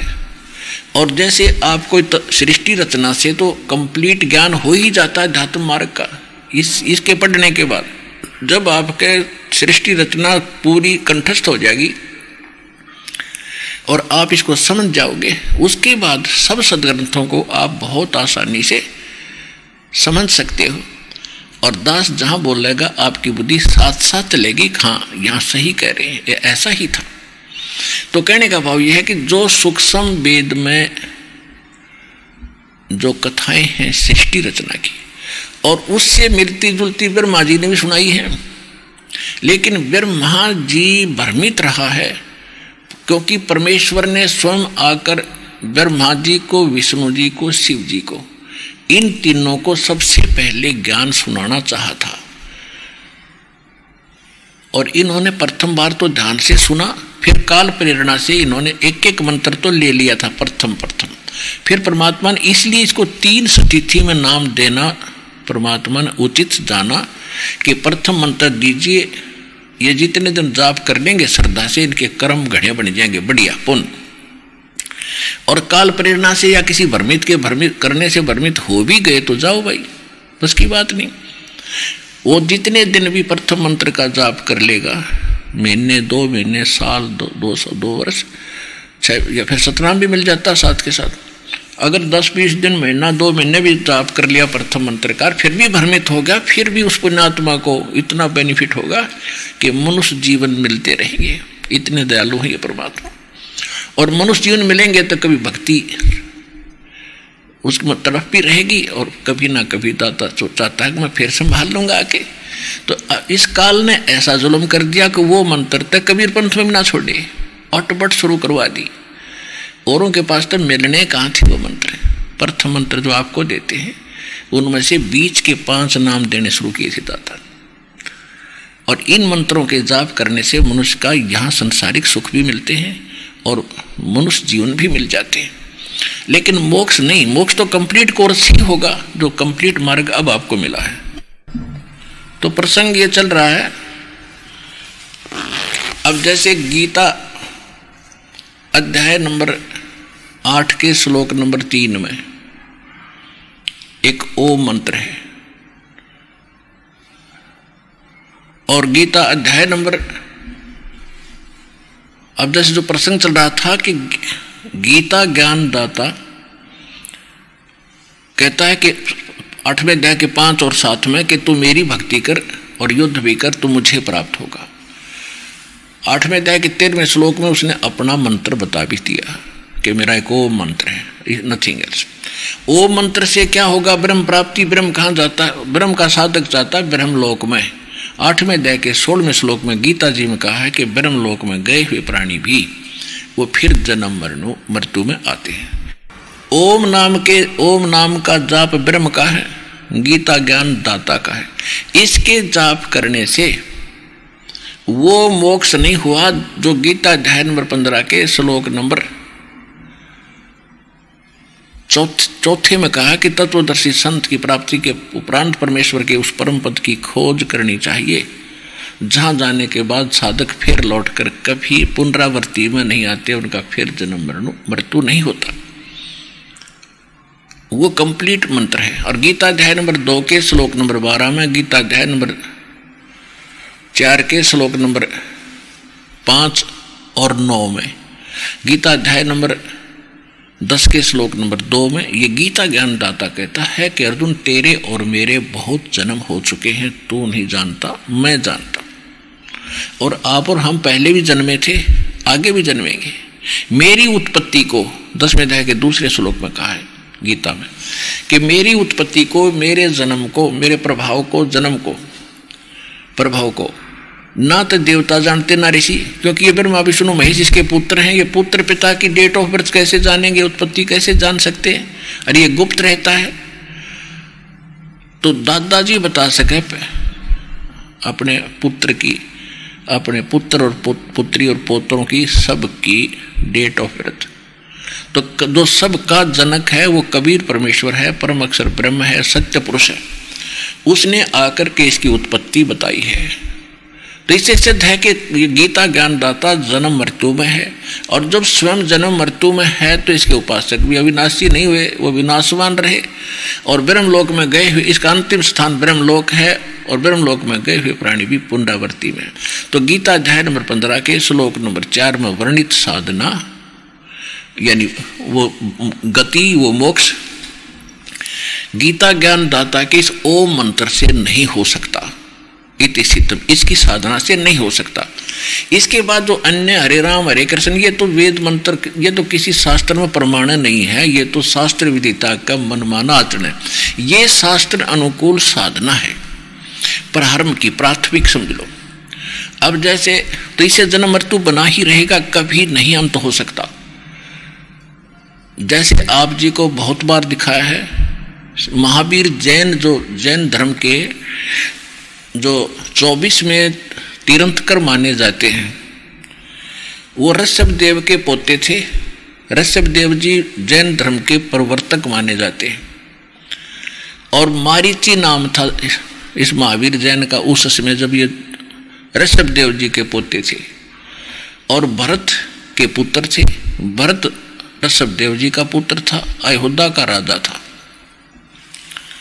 तो मारीची को ऋषभदेव जी ने सबसे पहले, ऋषभदेव जी ने अपना राज अपने बच्चों को दे दिया, और प्रेरणा पाकर के, क्योंकि ऋषभदेव जी को परमात्मा मिले थे, उनको प्रेरणा की थी कि भक्ति करो बच्चा, क्योंकि सभी आत्मा भगवान की है।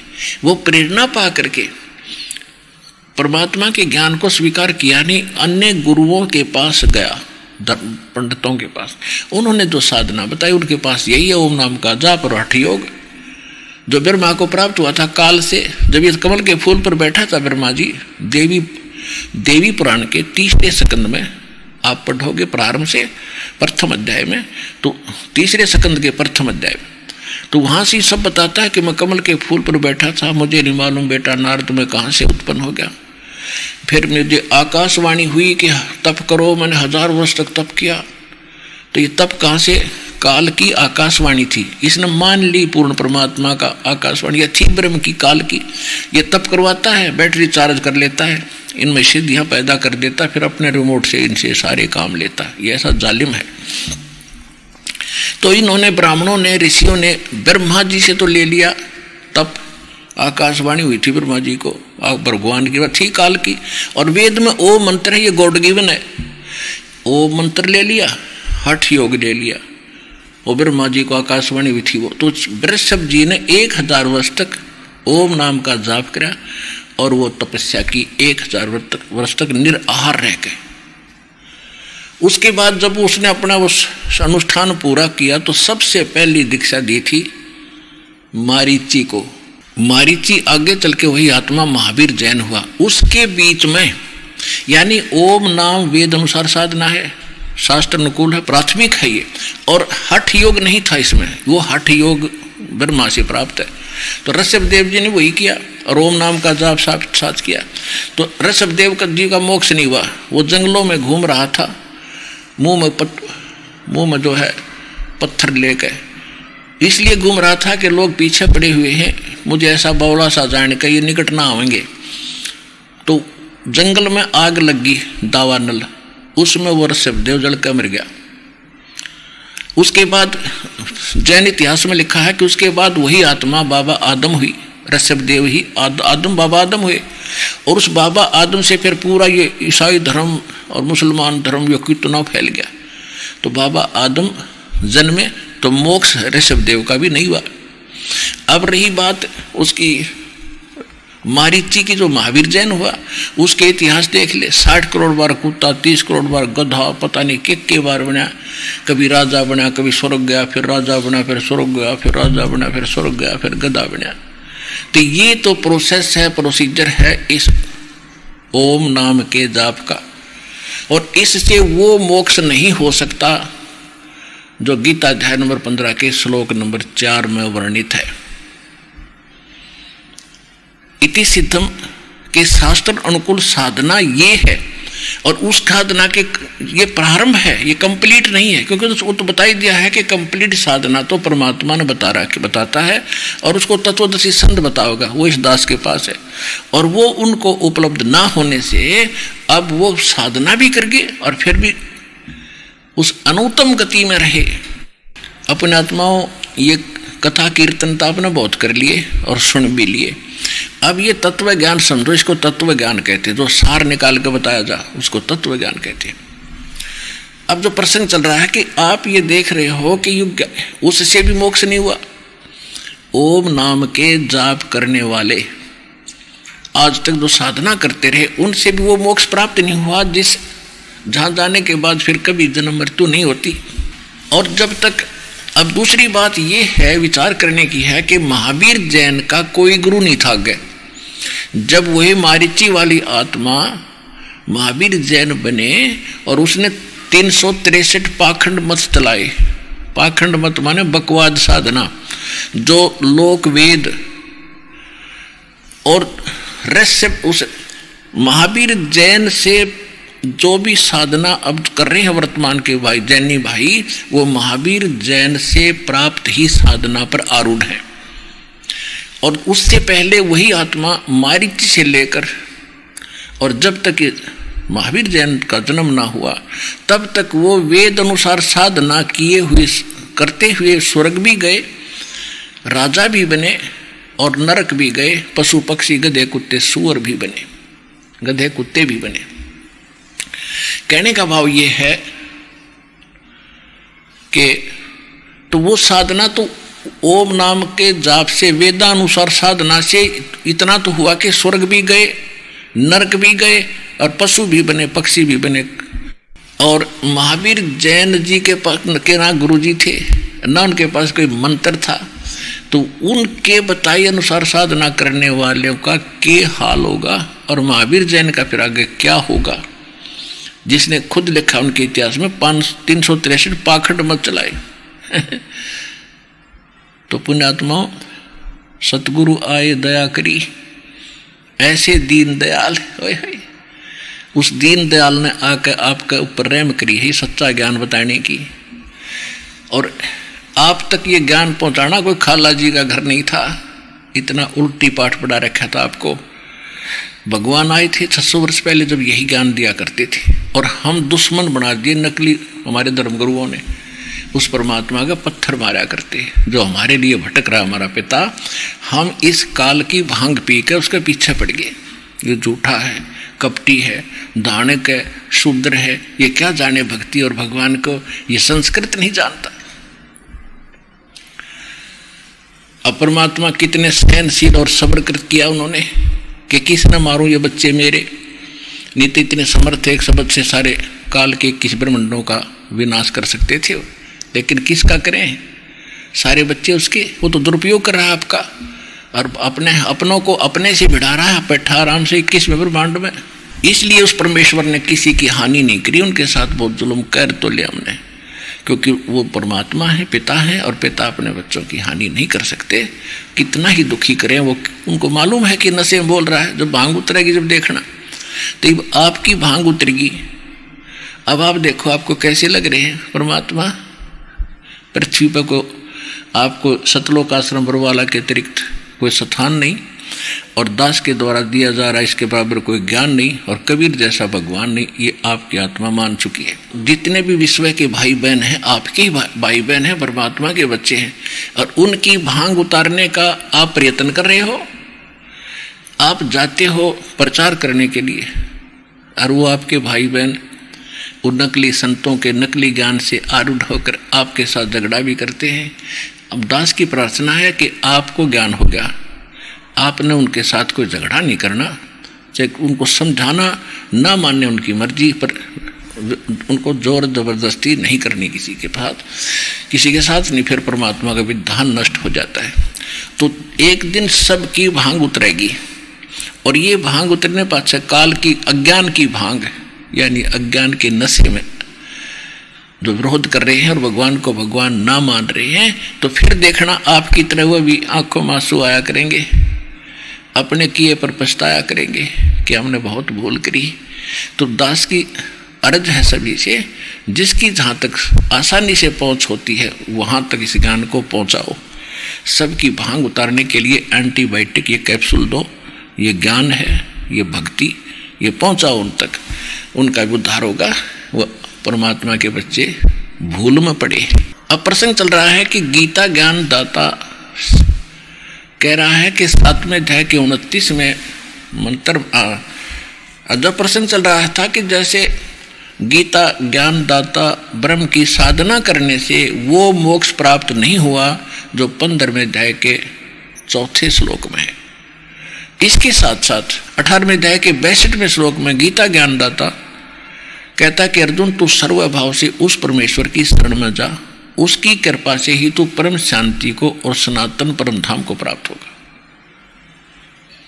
और अपनी साधना को 7वें अध्याय के 18वें श्लोक में ये स्वयं कहता कि अर्जुन मेरी साधना भी अनुत्तमम है। अनुत्तमम माने कति घटिया ते घटिया, अनुत्तमम एक उत्तमम, उत्तम माने सर्वोत्तम, और अनुत्तमम सब ते घटिया। घटिया का मतलब है व्यर्थ। अरे इन्होंने जो गीता अध्याय नंबर 7 के श्लोक नंबर 18 में अनुवाद किया है, अनुवादकर्ताओं ने अनर्थ कर दिया अज्ञान के कारण। अनुत्तम को अति उत्तम लिख दिया, सर्वश्रेष्ठ। काल की भांग पी रहे ये ज्ञान है ऐसा बोलेंगे। एक बैड वर्ड लिखा हो कहीं पर, बैड इंग्लिश में, और उसको कोई गुड लिखे, कितनी बुद्धि उस इंसान के अंदर। तो कहने का भाव यह है कि बिना ज्ञान के हम ऐसे ही ऊट पटांग ज्ञान आप समझ के अपनी सोच से बना लेते और उसी बात आधारित रहते। तो गीता ज्ञानदाता का इसलिए कह रहा है कि ना मोक्ष मेरा हो ना तेरा हो। और जैसे महावीर जैन के इतिहास आपने बहुत बार दिखाया, फिर दिखाएंगे, तो उसमें उनकी कितनी दुर्गति हुई, इतने अच्छे साधक की। वो तो सीधी साधना कर रहा था ऋषभदेव जी से लेकर, और उसके बाद उनकी ऐसी जन्म और मृत्यु कितनी हालत खराब हुई, स्वर्ग तक भी गए। और जो साधना महावीर जैन ने आगे चलाई वो तो पाखंड मत है, वो वेद अनुसार भी नहीं है, और उसके आधार से साधना सब जैनी भाई कर रहे हैं वर्तमान में। तो वो तो एक दिन भी स्वर्ग में नहीं जा सकते, सीधे नरक में जाएंगे, 84 लाख योनियों को ही प्राप्त होंगे। उनको तो वो साधना है नहीं उनके पास। तो दास का ये उद्देश्य ये ना समझो मैं निंदा कर रहा हूँ, आपकी आंखें खोल रहा हूँ कि पिछले भी गए और आप भी जा रहे हो उसी एक भेड़ वाली चाल पर। अब बुद्धिमान हो, बुद्धिजीवी हो, दास तो बता रहा है, वो दिखा रहा है, बोल नहीं रहा है। साथ साथ प्रमाण भी देता हूँ। आज तो चलो मौखिक सत्संग कर रहा हूँ, आने वाले समय में सबको एक एक पॉइंट टू पॉइंट मैंने बहुत बार बता रखा है, सत्संग भी कर रखे, वो सीडी भी बना रखी है। तो मेरा उद्देश्य ये है कि आप संभलो और यथार्थ भक्ति ग्रहण करो। आप सभी भ्रमित हो, भगवान के लिए आप सब धर्मों में विभाजित हुए हो और सब पंथों में गए हो, तो इस पंथ को संभालो, इस ज्ञान को ग्रहण करो और फिर मिलाओ। पहले तुलना करो, बाद में आओ यहाँ पर तुलना कर लो। और इसकी बजाय ये कहना कि निंदा करते हैं, हमारी भावनाओं को ठेस पहुंचा दिया, नहीं, ठेस नहीं पहुंचा रहा। ठेस, भावनाओं को ठेस या निंदा वो होती है जो झूठी कपट करके बकवाद करे। दास तो प्रमाणित करके दिखाता है, एक एक वर्ड को, एक पॉइंट को 6 प्रमाण देकर आगे चलता हूं। जब जाके आपके हृदय में ये समाया कि सचमुच रामपाल सच्ची का और बाकी सब झूठे हैं, जिसका परिणाम ये देख रहा है दास, लाखों की संख्या में गई हो गई। तो ये 7वें अध्याय के 18वें श्लोक में कह रहा है कि मेरी साधना करने वाले भी, ये ज्ञानी आत्मा जो 4 नंबर के गीता अध्याय नंबर 15 के, गीता अध्याय नंबर 7 के श्लोक नंबर 16 से लेकर 18 तक ये अपनी साधना बताता है। और 12 से लेकर 15 तक इसने कहा कि जो तीनों गुणों की ब्रह्मा विष्णु महेश तक की साधना करते हैं उनकी साधना व्यर्थ है। फिर अपनी साधना बताता है कि मेरी जो साधना करते हैं वो 4 प्रकार के हैं। गीता अध्याय नंबर 7 के श्लोक 16 और 18 में से 18 में तो उसमें बताया कि 4 प्रकार के साधक मेरी साधना करते हैं। एक तो अर्थार्थी, एक अर्थ और एक जिज्ञासु, और चौथे नंबर के ज्ञानी। अर्थार्थी तो वो होते हैं जो धन लाभ के लिए, यानी घर में कोई हानि हो रही हो और उसको हानि को रोकने के लिए, धन प्राप्ति के लिए जो अनुष्ठान कराते हैं वो केवल वेद मंत्रों से ही करते हैं। वो किसी और दंत कथा की कविता और मंत्र नहीं बोलते, वो तो है ब्रह्म साधक। और अर्थ जो संकट निवारण के लिए भी वेदों के मंत्रों का अनुष्ठान करते, अन्य नहीं करते। और तीसरे जिज्ञासु जो घर से निकले भगवान पाने के लिए, फिर उन जगह जगह जाकर जैसे धर्मगुरु मिले उनसे ज्ञान ग्रहण कर लिया, उस ज्ञान के स्वयं वक्ता बन गए, वो प्रचारक बन गए अड़ंगे के। तो इन तीनों को रिजेक्ट करता है कि ये नहीं काम के, अर्थ, अर्थार्थी और जिज्ञासु। चौथे बताया ज्ञानी। ज्ञानी वो होते हैं जिनको ये पता लग गया कि मनुष्य जीवन भाई बार बार नहीं मिलेगा, और मनुष्य जीवन प्राप्त करके हमने जब भक्ति नहीं करी, इसका प्राप्ति का फायदा क्या। और भक्ति फिर वेदों से पता चला कि केवल एक पूर्ण परमात्मा की भक्ति करो। जैसे गीता अध्याय नंबर 15 के श्लोक नंबर 4 में कहा है, गीता अध्याय नंबर 7 के श्लोक नंबर 29 में कहा कि जो तत्परम से परिचित है, सारे धातुओं से और सारे कर्मों से परिचित है, वह केवल उस जरा और मरण से छूटने का प्रयत्न करते हैं, तो वो है ज्ञानी आत्मा। उनको ये पता चला कि एक इन देवी देवताओं की पूजा से मोक्ष नहीं हो सकता, ज्ञानी को ये पता लग गया। और दूसरे नंबर पे उनको ये पता हो गया कि मनुष्य जीवन बार बार मिलेगा नहीं। तो ये ज्ञानी हुए कि देवताओं की पूजा से लाभ नहीं, केवल एक परमात्मा की भक्ति करने से मोक्ष होगा। अब उन्होंने तत्वज्ञानी संत ना मिलने से, ये गीता ज्ञानदाता कहता है कि वो ज्ञानी आत्मा है तो उदार, यानी नेक है, अच्छी है और समर्पित है मेरे पे, लेकिन तत्वदर्शी संत ना मिलने से उन्होंने अपने आप निष्कर्ष लोकवेद से ये जान लिया कि ओम नाम का जाप है। यजुर्वेद अध्याय नंबर 40 के मंत्र नंबर 15 से ले लिया, ओम करतु समर किलवे समर और करते समर, बस इन्होंने फाइनल कर लिया भाई ओम नाम है और कोई नाम में कोई नहीं। और बिल्कुल सी वेदों में यही मंत्र है, ओपन लीत है। फिर उनकी बुद्धि पर पत्थर पड़ गया जब 4 अध्याय के 34वें श्लोक में गीता ज्ञानदाता कहता है, वेदों का निष्कर्ष है ये समझ लो। और वेद यजुर्वेद अध्याय नंबर 40 के मंत्र 10 का यही निष्कर्ष है कि तत्वदर्शी संतों के पास वो ज्ञान है जो भगवान खुद आकर बोलता है, जो वेद ज्ञान से भी हटकर है, इससे आगे का भी है। 4 अध्याय के 32वें श्लोक में गीता जी में कहा है। तो उनकी वो बुद्धि वहां काम नहीं करी। फिर यजुर्वेद अध्याय नंबर 40 के श्लोक मंत्र नंबर 17 में स्पष्ट किया है कि पूर्ण परमात्मा तो गुप्त है और मैं ओम हूं, मैं ब्रह्म लोक में रहता हूं, मेरा ओम नाम है। और देवी पुराण के अंदर 7वें स्कंद में सचित्र मोटा टाइप गीता प्रेस गोरखपुर से प्रकाशित 562 और 563 पृष्ठ पे देवी बता रही है हिमालय जी को, राजा हिमालय को, कि आप ब्रह्म की पूजा करो, उसका एक ओम नाम है, तुम्हारा कल्याण हो, ब्रह्मलोक को प्राप्त हो जाओगे। यानी ओम नाम के जाप से ब्रह्म की प्राप्ति है और ब्रह्मलोक में रहता है, उस ब्रह्मलोक को प्राप्त हो जाओगे। तो इति सिद्धम, ओम नाम के जाप से ब्रह्मलोक प्राप्ति होती है। 8वें अध्याय के 16वें श्लोक में श्रीमद् भगवद गीता में कहा कि ब्रह्मलोक में गए हुए प्राणी भी फिर पुनरावृत्ति में उनकी फिर जन्म मृत्यु होती है। तो ये वो मोक्ष नहीं हुआ गीता अध्याय नंबर 15 के श्लोक नंबर 5 वाला, कि जहां जाने के बाद फिर लौटकर संसार में नहीं आते। तो इनकी बुद्धि पर काल के हाथ में थी। यजुर्वेद अध्याय नंबर 40 के श्लोक नंबर 17 में जब स्पष्ट किया है कि वो पूर्ण परमात्मा तो गुप्त है और मेरा ओम नाम है, हर मैं ब्रह्मलोक में रहता हूँ, और ओम नाम का जाप पर गाटा जोड़ रहे, फाइनल कर दिया कि ओम नाम है, बस वेदों ओम करतु समरकल वैसे। तो वो कोई और भगवान है, उसका मंत्र भी तो और अपा होगा, इससे हटकर ही होगा। अब गीता अध्याय नंबर 15 के गीता अध्याय नंबर 17 के श्लोक नंबर 23 में स्पष्ट किया है। गीता ज्ञान दाता ने 8वें अध्याय के 13वें श्लोक में गीता जी में अपना मंत्र बता दिया सरपुरुष का। ये सरपुरुष है, अक्षर पुरुष और परम अक्षर ब्रह्म या परम अक्षर पुरुष कहो, ये 3 पुरुष हैं, 3 प्रभु माने जाते हैं। जैसे गीता अध्याय नंबर 15 के श्लोक 16 और 17 में 3 पुरुषों की जानकारी है, अक्षर पुरुष और सर पुरुष। ये भी और इनके अंतर्गत जितने प्राणी वो नासवान है। और 17वें श्लोक में 15वें अध्याय के गीता में कहा है कि उत्तम पुरुषत्व अन्य, वो परमात्मा तो कोई और है जो सबका धारण पोषण करता है और वास्तव में अविनाशी है, जिसको परमात्मा कह सकते हैं। तो उसके विषय में गीता ज्ञानदाता कहता कि मैं जानता नहीं, वो तत्वदर्शी संत बताएंगे। 8वें अध्याय के 3रे श्लोक में बता दिया कि वो परम अक्षर ब्रह्म है।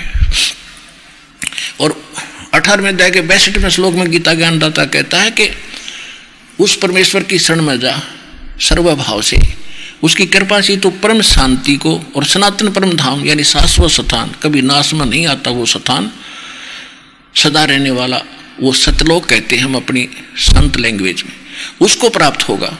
तो उसकी शरण के में जाने के लिए तत्वदर्शी संत खोज ले, उनकी खोज कर वो बताएंगे। 7वें अध्याय का जो 18वां श्लोक में इसने कहा है कि ये ज्ञानी आत्मा है तो उदार नेक है और समर्पित है, ऋषियों ने शरीर गाड़ दिए, लेकिन इनको तत्वदर्शी संत ना मिलने से ये मेरे वाली अनुतम घटिया साधना में लीन रहे। ओए होए, कितना सिंपल सा ज्ञान था, लेकिन तत्व ज्ञान ना होने से हमारे लिए पहाड़ बन रहा था। परमेश्वर कहते हैं कि 9 मन सूत उर्जिया, 9 मन सूत उलझिया ऋषि रहे झकमार, और सतगुरु ऐसा सुलझा दे ये उलझन दूजी बार।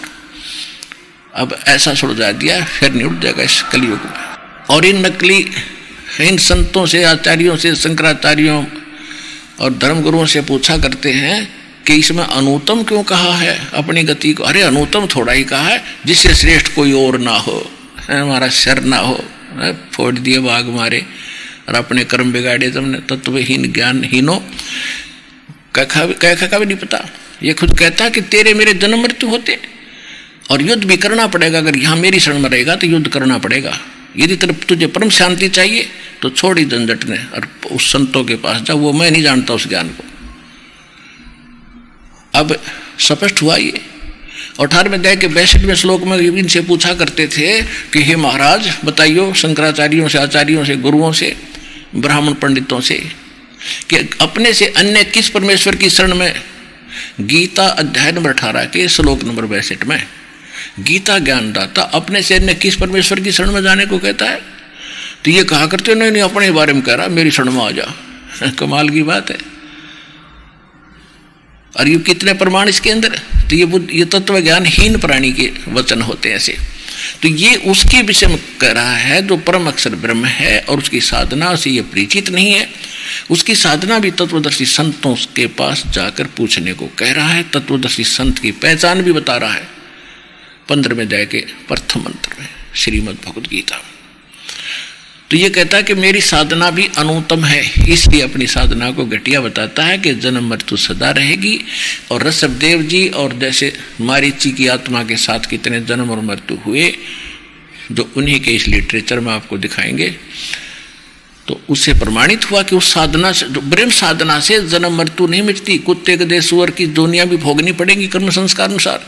तो इसलिए कहा है कि ये ज्ञानी आत्मा अन्य देवी देवताओं की पूजा तो छोड़ दी इन्होंने, लेकिन वो मेरे वाली ओम नाम की जाप में और ब्रह्म तक की आस्था में इन्होंने, ये भी घटिया आस्था में लीन रहे, मेरी आश्रित रहे, सथित रहे। और 7वें अध्याय के 19वें श्लोक में गीता ज्ञानदाता कहता है कि बहुनाम जन्मानाम अंते ज्ञानमान माम प्रपद्यते। बहुत बहुत के अंत के किसी मनुष्य जन्म जिसे प्राप्त हो और अंत के जन्म में एकाध कोई मेरी भक्ति करता है, ब्रह्म तक की साधना भी बड़ी मुश्किल से करते हैं, कोई नाती राम कृष्ण सीता राम मंडी मसाणियों तक सीमित रहते हैं, बहुत जन्मों के किसी अंत के जन्म में मेरी भक्ति करते हैं। और वासुदेव सर्वमिति स महात्मा सुदुर्लभ है कि वासुदेव ही सब कुछ है, ये बताने वाला वो साधु बड़ी मुश्किल से मिलेगा संत तुझे।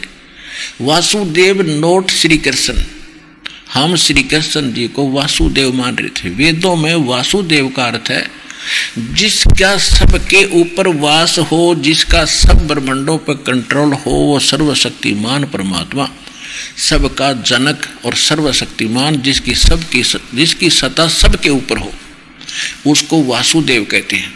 और वासुदेव तो श्री कृष्ण जी के पिताजी का नाम था, वो वेदों से ब्राह्मणों ने लिख दिया, गुरुओं ने बोल दिया करते बोले भाई छोरे का नाम लिख ले, लड़के का नाम रख लो, उत्तम नाम है, वो है भगवान की महिमा का। और यो ला दिया श्री कृष्ण के। श्री कृष्ण इज विष्णु, विष्णु इज सतोगुण, और सतोगुण जो है ये विष्णु जी केवल एक ब्रह्मांड में एक विभाग के मंत्री हैं, सतोगुण विभाग के, और एक रजोगुण विभाग के ब्रह्मा जी और तमोगुण विभाग के श्री शंकर जी। ये केवल एक ब्रह्मांड में ये इतने ही मालिक है, इतने वासुदेव हैं, इतने प्रभु हैं ये। और इनका पिता जो सरपुरुष है ये 21 ब्रह्मांड का मालिक है, ये केवल इतना ही वासुदेव है, ये इतना ही प्रभु है, स्वामी है। ये वासुदेव नहीं है, कंप्लीट गॉड नहीं है, जिसका सबके ऊपर वास हो, सबका ऊपर जिसकी प्रभुता हो। 17वें अध्याय के 23वें श्लोक में बताया है कि ओम तत् सत इति निर्देश है ब्रह्मण, ब्रह्मण है त्रिवेद समर्थ है। इसमें अनुवादकर्ता ने भी सब ठीक लिखा है कि उस सच्चिदानंद घन ब्रह्म का, उस सच्चिदानंद घन ब्रह्म का, ये ओम उस सच्चिदानंद घन ब्रह्म को पाने का, परम अक्षर ब्रह्म को पाने का, और उस स्थान पर जाने का जहाँ जाकर फिर लौट कर वापस नहीं आते, उस स्थान पर जाने का ये 3 मंत्र का जाप है। ओम तो सीधा है, तो डिक्लेयर्ड है, ये तो सार्वजनिक है, पहले से ओपन है। ओम तो सरपुरुष का, गीता अध्याय नंबर 15 के श्लोक 16 और 17 में 3 पुरुष है, सरपुरुष, अक्षर पुरुष और परम अक्षर पुरुष। तो सरपुरुष का तो ओम है, ये ब्रह्म है, और तत् और सत्य सांकेतिक है, ये गुप्त है। सांकेतिक है जैसे वेदों यजुर्वेद ऋग्वेद मंडल नंबर 9 सूक्त 95 के मंत्र 2 सार्वजनिक करता है, गुप्त मंत्र वही लाता जो किसी वेद शास्त्र में नहीं होती। तो परमेश्वर ने स्वयं बताया कि सोहम शब्द हम जग में लाए और सार शब्द हमने गुप्त छिपाए। सोहम शब्द आपको ना गीता मिलेगा, ना वेदों में, ना पुराणों में। पुराणों में बाद में टेक्शन घट दिया, लेकिन वेद और गीता में नहीं मिलेगा, ये मूल शास्त्र है। तो कहने का भाव ये है कि परमात्मा ने आके सोहम मंत्र दिया था शंकर भगवान को। उसके बाद इन्होंने कुछ और भी वैसे इन्होंने बताया नहीं किसी को, फिर भी सुना की तरफ लिख लिया, वो अलग बात है। वेद और गीता में 100 मंत्र नहीं है। तो फिर इसके बाद एक और मंत्र है, सोहम ऊपर और है सत्सुकृत्युक नाम, और वाकी भक्ति किए बिना ये सारे ही बेकाम। यानी साधना ये भी करनी है। इसके बाद सोहम के ऊपर एक और मंत्र है सत्सुक्र, जिसको सार नाम कहते हैं। परमात्मा कहते सोहम शब्द हम जग में लाए, सार शब्द हमने गुप्त छुपाए। धर्मदास मेरी लाख दुहाई, ये सार शब्द की दबार ना जाई। तो वो इस दास को दिया ही वा करके अब खोल लेंगे सारे के सामने। तो कहने का भाव ये है कि गीता अध्याय नंबर 15 के, गीता अध्याय नंबर 17 के श्लोक 23 में ओम तत्सत ये 3 मंत्र हैं। ओम तो सरपुरुष इस ब्रह्म का, गीता ज्ञान दाता का, और तत् ये अक्षर पुरुष यानी परब्रह्म का, ब्रह्म से नेक्स्ट जो ब्रह्म है, सरपुरुष से नेक्स्ट अक्षर पुरुष कहते हैं। और सत है ये भी सांकेतिक है, तत् भी सांकेतिक है। ये सत जो है मंत्र, ये परम अक्षर ब्रह्म का, उस पूर्ण परमात्मा का, ये गुप्त है, ये दास के पास। इसको सार नाम कहते हैं, आदि नाम इसी को कहते हैं। ये कोड वर्ड है, ये तो लिफाफा है। सत तो इसका न सोच ले, इसके अंदर है वो माल। अब जैसे ये होते हैं बादाम, बादाम के ऊपर कवर होता है उसका, वो कवर के अंदर असली चीज है खाने की। ऊपर कहने को तो बादाम है, लेकिन वो छिलका बादाम नहीं है, ये सत मंत्र नहीं है। इसका कोड वर्ड जो है वो बादामगिरी खाने की। तो वो है मूल मंत्र, मूल ज्ञान, और मूल नाम है वो आदि नाम। अब प्रसंग चल रहा है कि अब गीता ज्ञानदाता ने अपना मंत्र बता दिया, ओम नाम, और उस सच्चिदानंद घन ब्रह्म परमक्षर ब्रह्म का बता दिया कि उसको 3 मंत्र के जाप से उसकी प्राप्ति होती है। और कंप्लीट कोर्स भी बताया कि वो संत बताओगा तत्वदर्शी इस मोक्ष मार्ग का, उससे पूछो। अब 8वें अध्याय के 5 और 7 में तो ये अपने बारे में कहता है कि मेरी भक्ति कर, युद्ध भी कर, मुझे प्राप्त होगा, डोंट वरी, चिंता मत कर। और गीता अध्याय नंबर 8 के श्लोक नंबर 8, 9, 10 में ये कहता है कि उस सच्चिदानंद घन ब्रह्म की भक्ति जो साधना अनन्य मन से करते हैं, किसी और देव में आस्था नहीं रखते, उसकी भक्ति करने वाला उसी के पास चला जाता। उस भक्ति की कमाई की शक्ति से, उस भक्ति बल से, योग बल से उसी परमात्मा के पास चला जाता है। और कंप्लीट कोर्स तो वो तत्वदर्शी संत बताएंगे, उनसे पूछो। तो ये दास है पुण्यात्माओं, देर ना करो, पूरे विश्व से प्रार्थना है, आओ और कल्याण कराओ। इस दास के पास वो कंप्लीट कोर्स है।